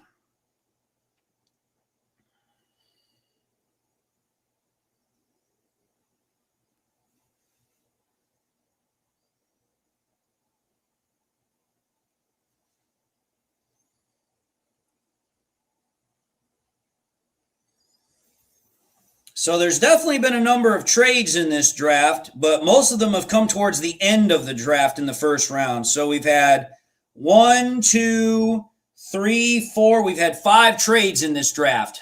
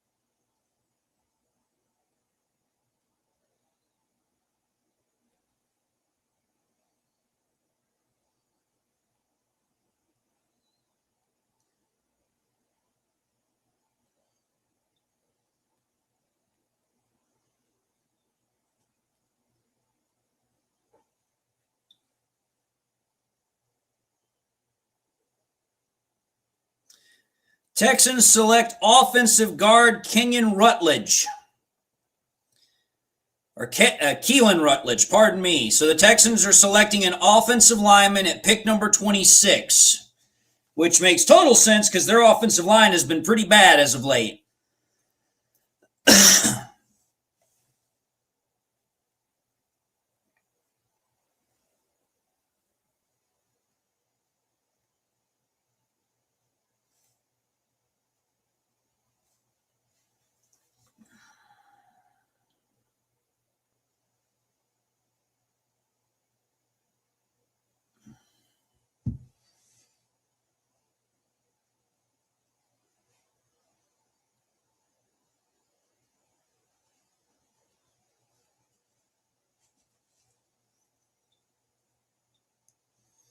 So that's, again, very intriguing. Another offensive lineman. 8 offensive linemen have been taken in this draft for the first round so far. Think about that. Almost a third of the draft picks in this first round have been offensive linemen.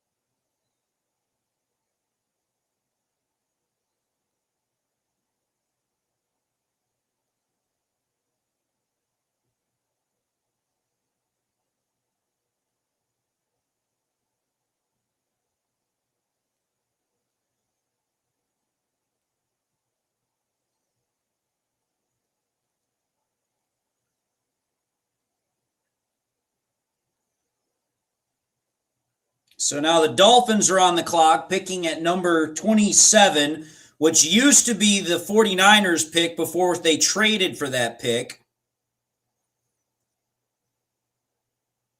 So the Dolphins are now picking again.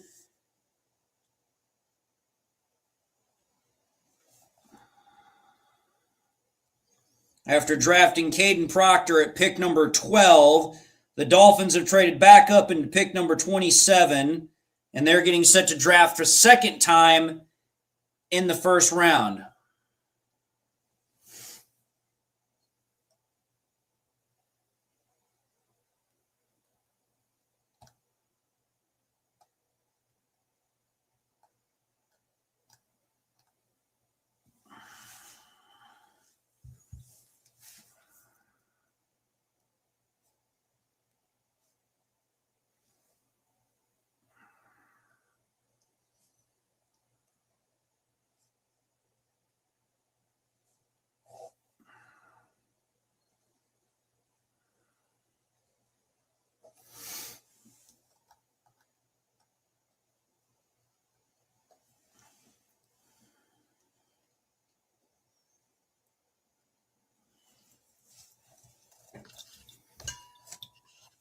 Oh, give me a second, folks. I need to stand up.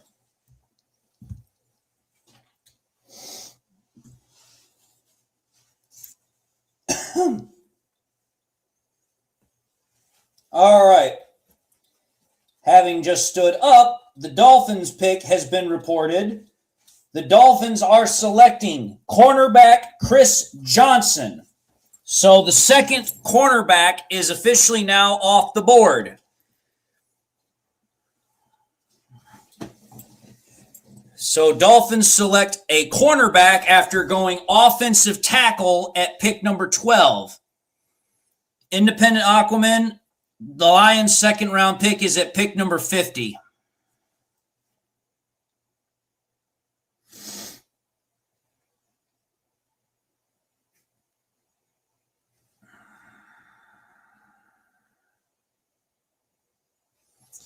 But where is he from?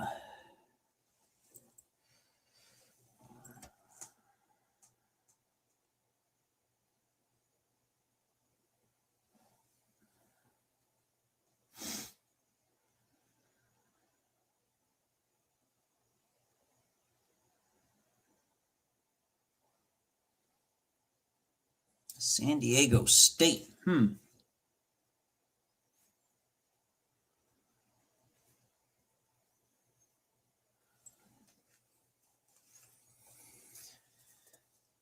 Correct, Independent Aquaman. The Lions do not have any more first-round picks unless they trade up. And while they could, I sincerely doubt that they will. At this point, I think the Lions are looking at the board having fallen exactly the way they wanted it to get to pick 17. I don't think that they're going to make a move to move up, but we'll see.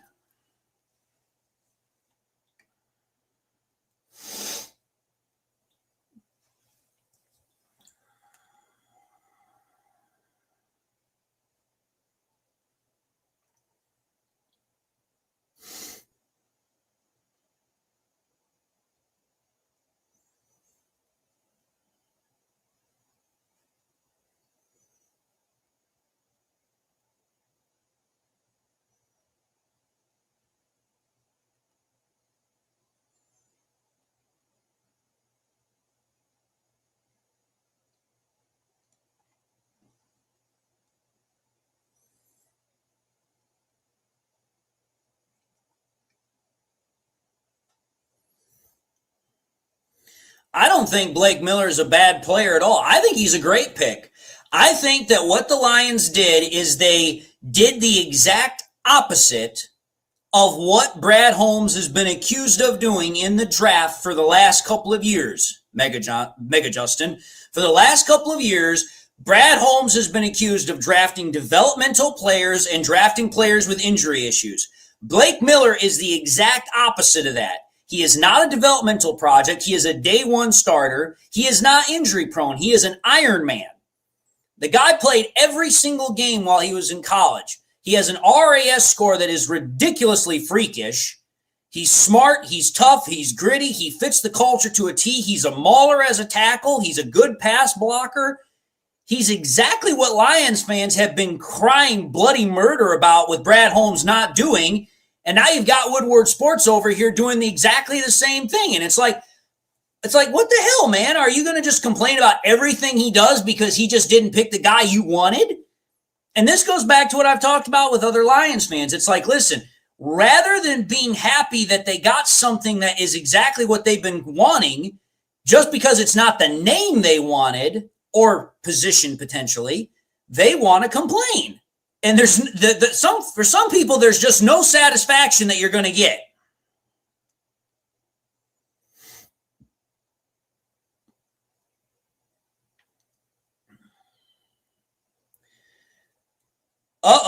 The Patriots have now traded with the Bills, and the Bills have traded back again to pick 31, and the Patriots are now selecting Caleb Lumu. So another offensive lineman. 9 offensive linemen have now gone in this draft. 9 offensive linemen.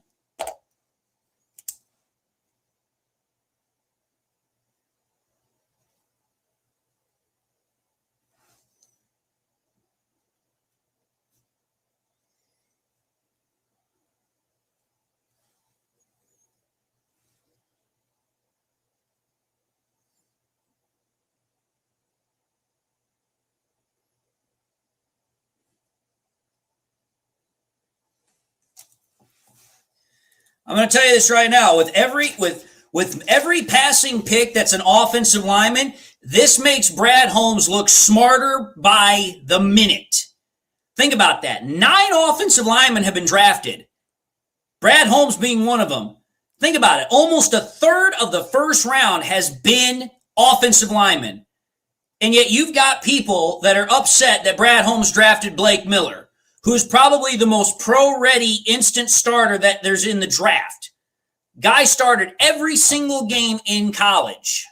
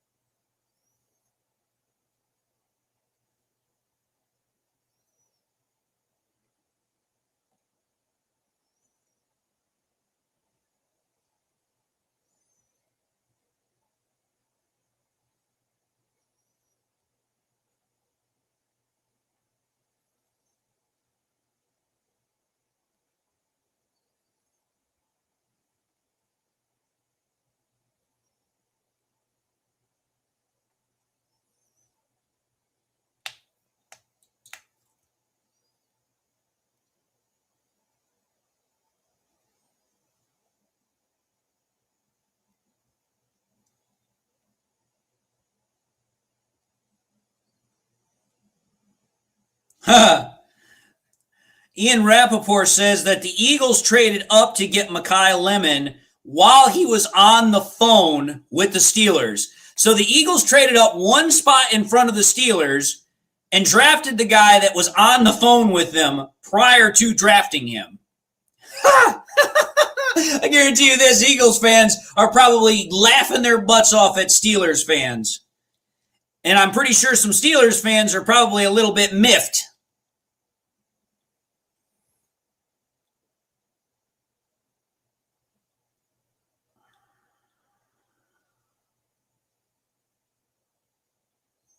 Kind of reminds me, the whole situation with the Steelers and the Eagles kind of reminds me back in 2021 when the Eagles were wanting to draft Aleem McNeil in the 3rd round, and we drafted him before the Eagles got him. And the Eagles, you could just tell in their war room, were not happy about losing out on Aleem McNeil. It was absolutely hilarious because you could see their war room, and they were just like, damn it. They're like, we just got screwed over.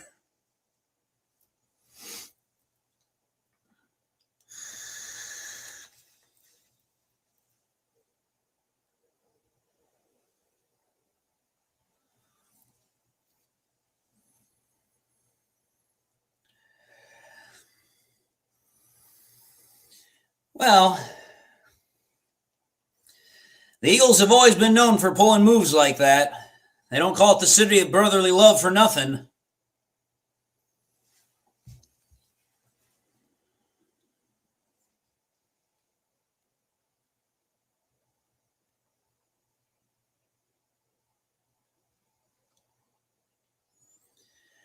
So the Chiefs make their 2nd pick.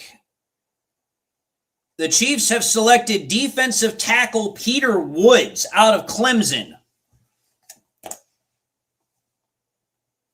And there's been another trade. The Jets have now traded back up into the 1st round, and they've now got a 3rd first-round pick. And the 49ers have now moved out of the 1st round altogether. The 49ers pick up pick 33 and a pick in the 170s. And the Jets move up to pick number 30. So the Jets are just absolutely loading up on 1st-round picks. They are going for broke this year.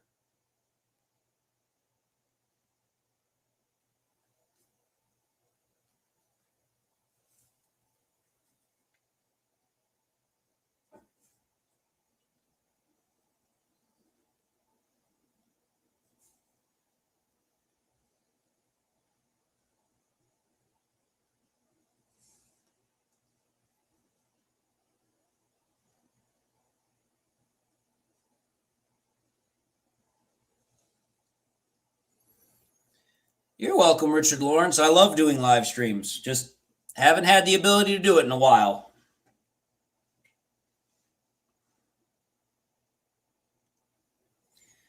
So the Jets traded their 33rd pick for the first pick in the second round and 179 to get their third first round pick, which is the 49ers' 30th pick.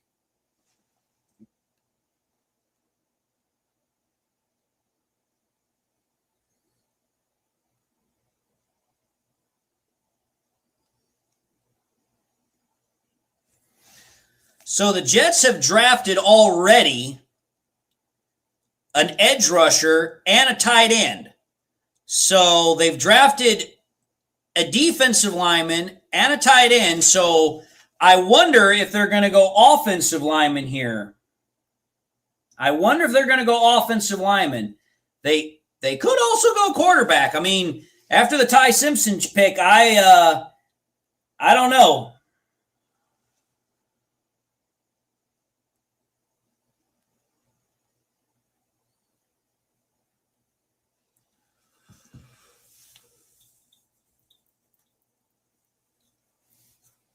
Ooh.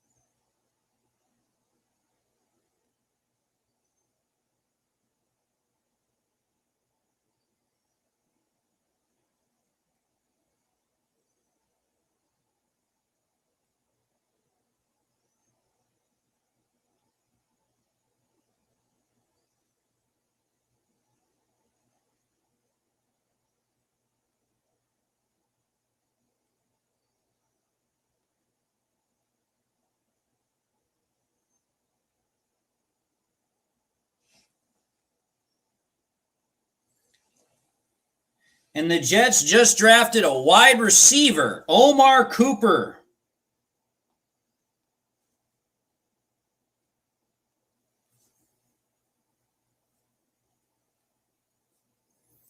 So the Jets have drafted a wide receiver, a tight end, and an edge rusher in the first round. Oh yeah, I'm still with you, Dean. I'm just gathering information here. That's all.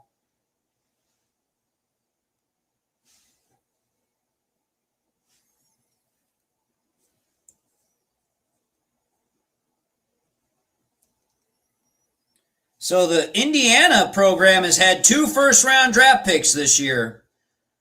Not something you typically see out of a basketball program.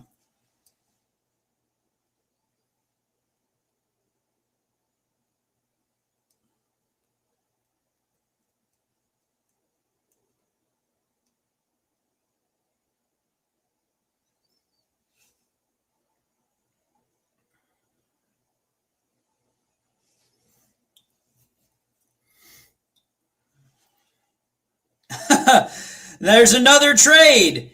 The Titans have now gotten up on the clock again, and they're now, I believe, at pick number 31, and the Bills have traded out of the first round as the Titans are now picking at 31 where the Bills were picking at. So these last couple of picks have traded numerous times.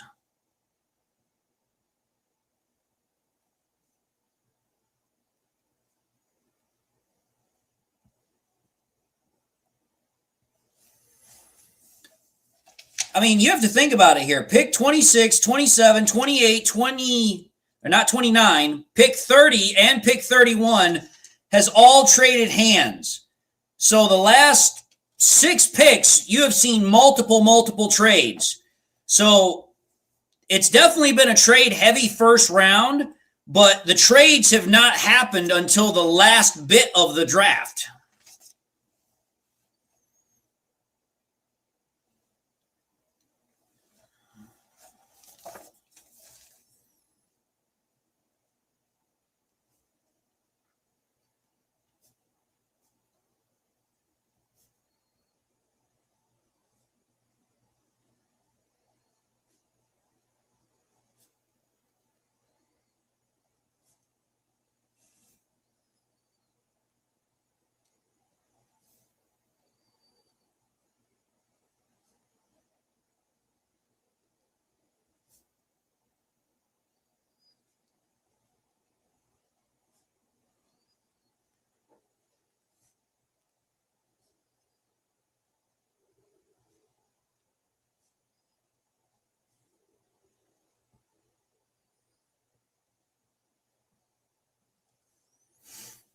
I mean, the Titans could go defense again, lots of pyro. I mean, the Titans, who did they pick? Titans actually picked a wide receiver with their first pick. They got Carnell Tate out of OSU. So no, they are not going to go defense again. They could go defense here, though. They could go defense here.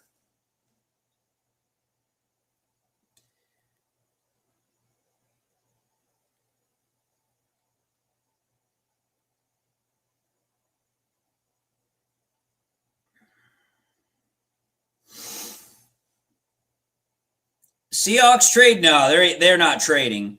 There's only one pick left, and that's the 32nd pick. And I don't think they're going to trade out of that pick. They've lost way too much talent this year. They need to get an infusion of young talent back on their team. So I don't see them trading.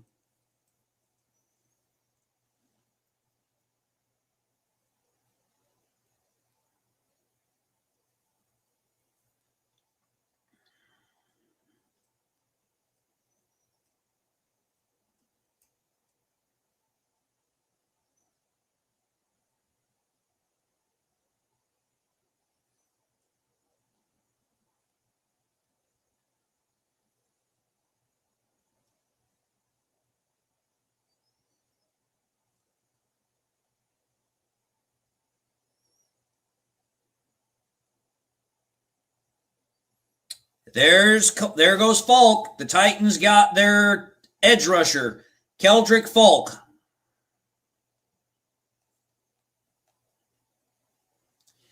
And to answer your question, Isham Slayer, the Lions drafted Blake Miller, tackle out of Clemson.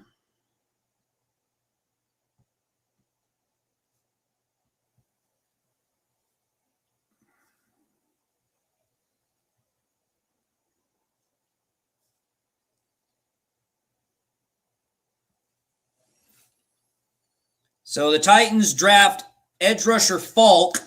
So all of the premier edge rushers in the first round are gone, which you kind of expected that was going to happen. But I mean, I think the story for the first round of this draft has been just the sheer amount of offensive linemen that have been drafted in this draft. 9 offensive linemen have been drafted in the first round.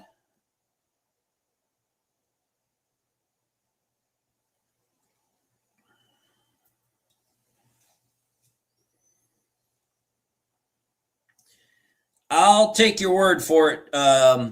I'll take your word for it, Derek Harp. I haven't talked to Derek from Lions Syndicate all night, but I'm pretty confident that he probably has.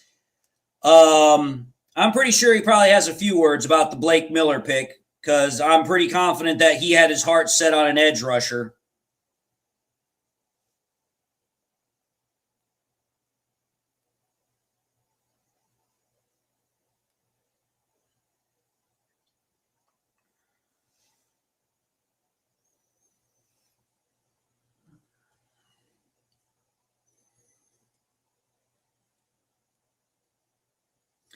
All right, we are at the last pick of the first round. Pick 32, Seattle Seahawks.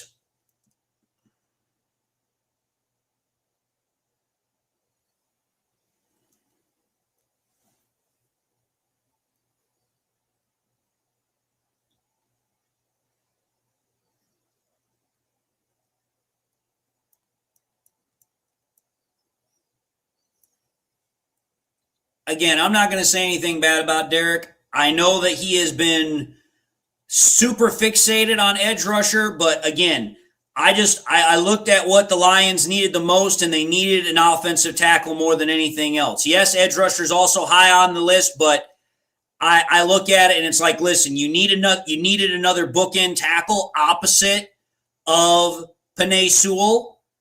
So for me, it's like, hey, you get Blake Miller. The guy is not only a safe pick, he is a good pick. He's a 4-year starter at college. He's a 4-year starter at high school.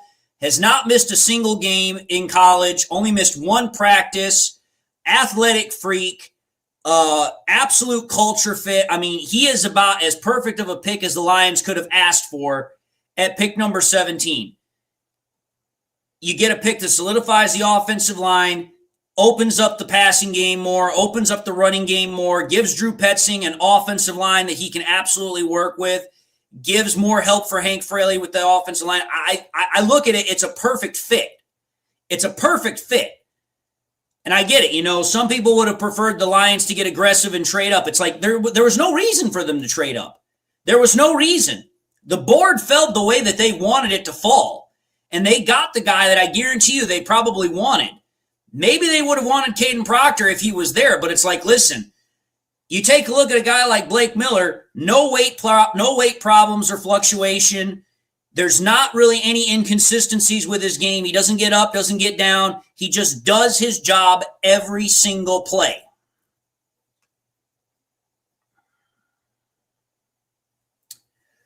Wow.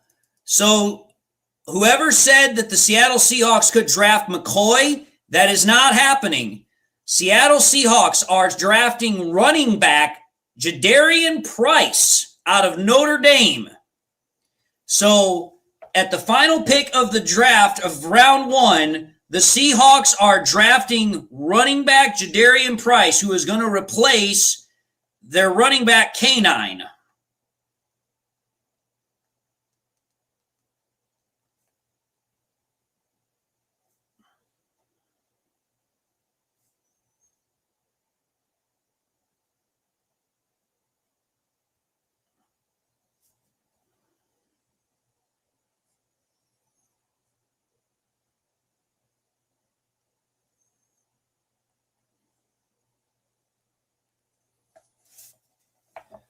So that's interesting. You had a running back selected at number 3 and then another one selected at pick 32. In this draft for the first round, you saw 4 wide receivers. 5. 9 offensive linemen. So I look at this draft, and the first round has been very, very friendly to the offensive line group for sure. But it's also been extremely friendly for the Lions because the draft did exactly what they needed it to do. They got a guy that absolutely, and I think the Lions had a great draft for their first night. They got a great pick in Blake Miller. And I think they're set up very well for the second round of the draft. I think that they're going to get their edge rusher in second round. They got their offensive tackle. And then once they get the edge rusher, pretty much from there, everything else is gravy. Blake Miller is a mauler in run blocking. He's very good. Is he as good as Penei Sewell? No, he's not. But he's very, very solid, very good. Again, I've said this before about Blake Miller. Blake Miller was probably the safest offensive tackle prospect in the draft. He does not have huge upside. There is some upside there for growth, but this is a guy who started every single game in college, started every single game in high school, has not missed a game. In fact, in the last 4 years, he's only missed one practice. So durable as hell, intelligent as hell, culture fit as far as a hard worker, busts his ass, does his job. He is an immediate plug and play for the offensive line. It's not a developmental pick. It's not a risky pick. So the way I look at it is you got the best option at right tackle. You got a guy that it's like, listen, we do not have to worry about him at that offensive tackle spot on the right side. He is going to handle his business. That was the position he played in high school. That was the position he played in college. He's been playing that position for the last 4 years, and he's done it extremely well. It is plug and play. This is your job. This is your spot. Do what you need to do.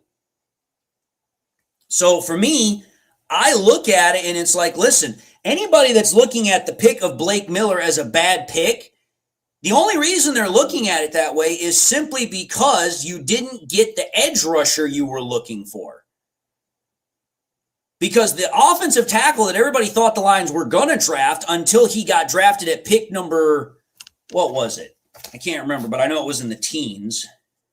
When did Proctor go? Proctor was picked at number 12 by the Dolphins. So 5 picks before the Lions, you get Proctor being taken. So it's like, and a lot of Lions fans were not too particularly high on Proctor because of the weight problem. So it's like you now get a guy that doesn't have any problems at all, is a consummate professional, has never missed a game, smart, reliable. I mean, and you've got people now that are complaining about it. I mean, there's no winning with certain people. There just isn't no way. So I look at it and it's like, listen, right off the bat, this is a solid, I would say, very close teetering A- kind of pick. Because it's like, listen, Blake Miller probably, if you look at the draft boards, would have gone probably like pick number 25 by most draft board calculations. But it's like, listen, the way the board was falling, it's like offensive tackles and offensive linemen, they were going absolutely fast, wild, and crazy. So it's like, hey, you take a look at how the offensive line group was picked tonight. You had 9 offensive linemen drafted in the first round. 9. So with 9 drafted, it's like if the Lions had waited, maybe they still could have gotten him. But they're like, listen, there's no reason to wait. There's no reason to play it off. Let's take the guy we want right now. I can't fault the Lions for that. It's like, hey, you get a plug-and-play starter, a guy that fits the culture, does exactly his job, does it very well. There's no reason to wait if he's sitting right there. Because, I mean, you think about it here. After the Lions picked Blake Miller, it was only 2 picks later that then the Panthers took Monroe Freeling. So the Lions probably couldn't have traded back that far. They could have traded back 1 spot. And it's like, why the hell would you trade back 1 spot? Why? Why trade back 1 spot when you can get the guy that you want right now? You're not going to get that much compensation with a 1 spot drop back. The Dolphins did that and they got what? 2 5th-round draft picks? The Lions don't need any more 5th-round draft picks. They don't need any more 4th-round draft picks. They got 2 4th-round draft picks, 2 5th-round draft picks, and 2 6th-round draft picks. It's like they don't need any more late-round draft picks. They got plenty of those. What they need is a 3rd-round draft pick. There was no way they were going to get a 3rd-round draft pick by just trading back 1 spot. That was not going to happen. So it's like, listen, yeah, you could have gotten him later, but the Panthers took Monroe Freeling. What's to say if the Lions, pulled back one spot behind the Panthers and now all of a sudden Blake Miller's gone and now they got to settle with Monroe Freeling? It's not a bad, settle, but it's like, is that the guy the Lions would have preferred having over Blake Miller? Probably not. But anyway, folks, first round of the 2026 draft is officially in the books.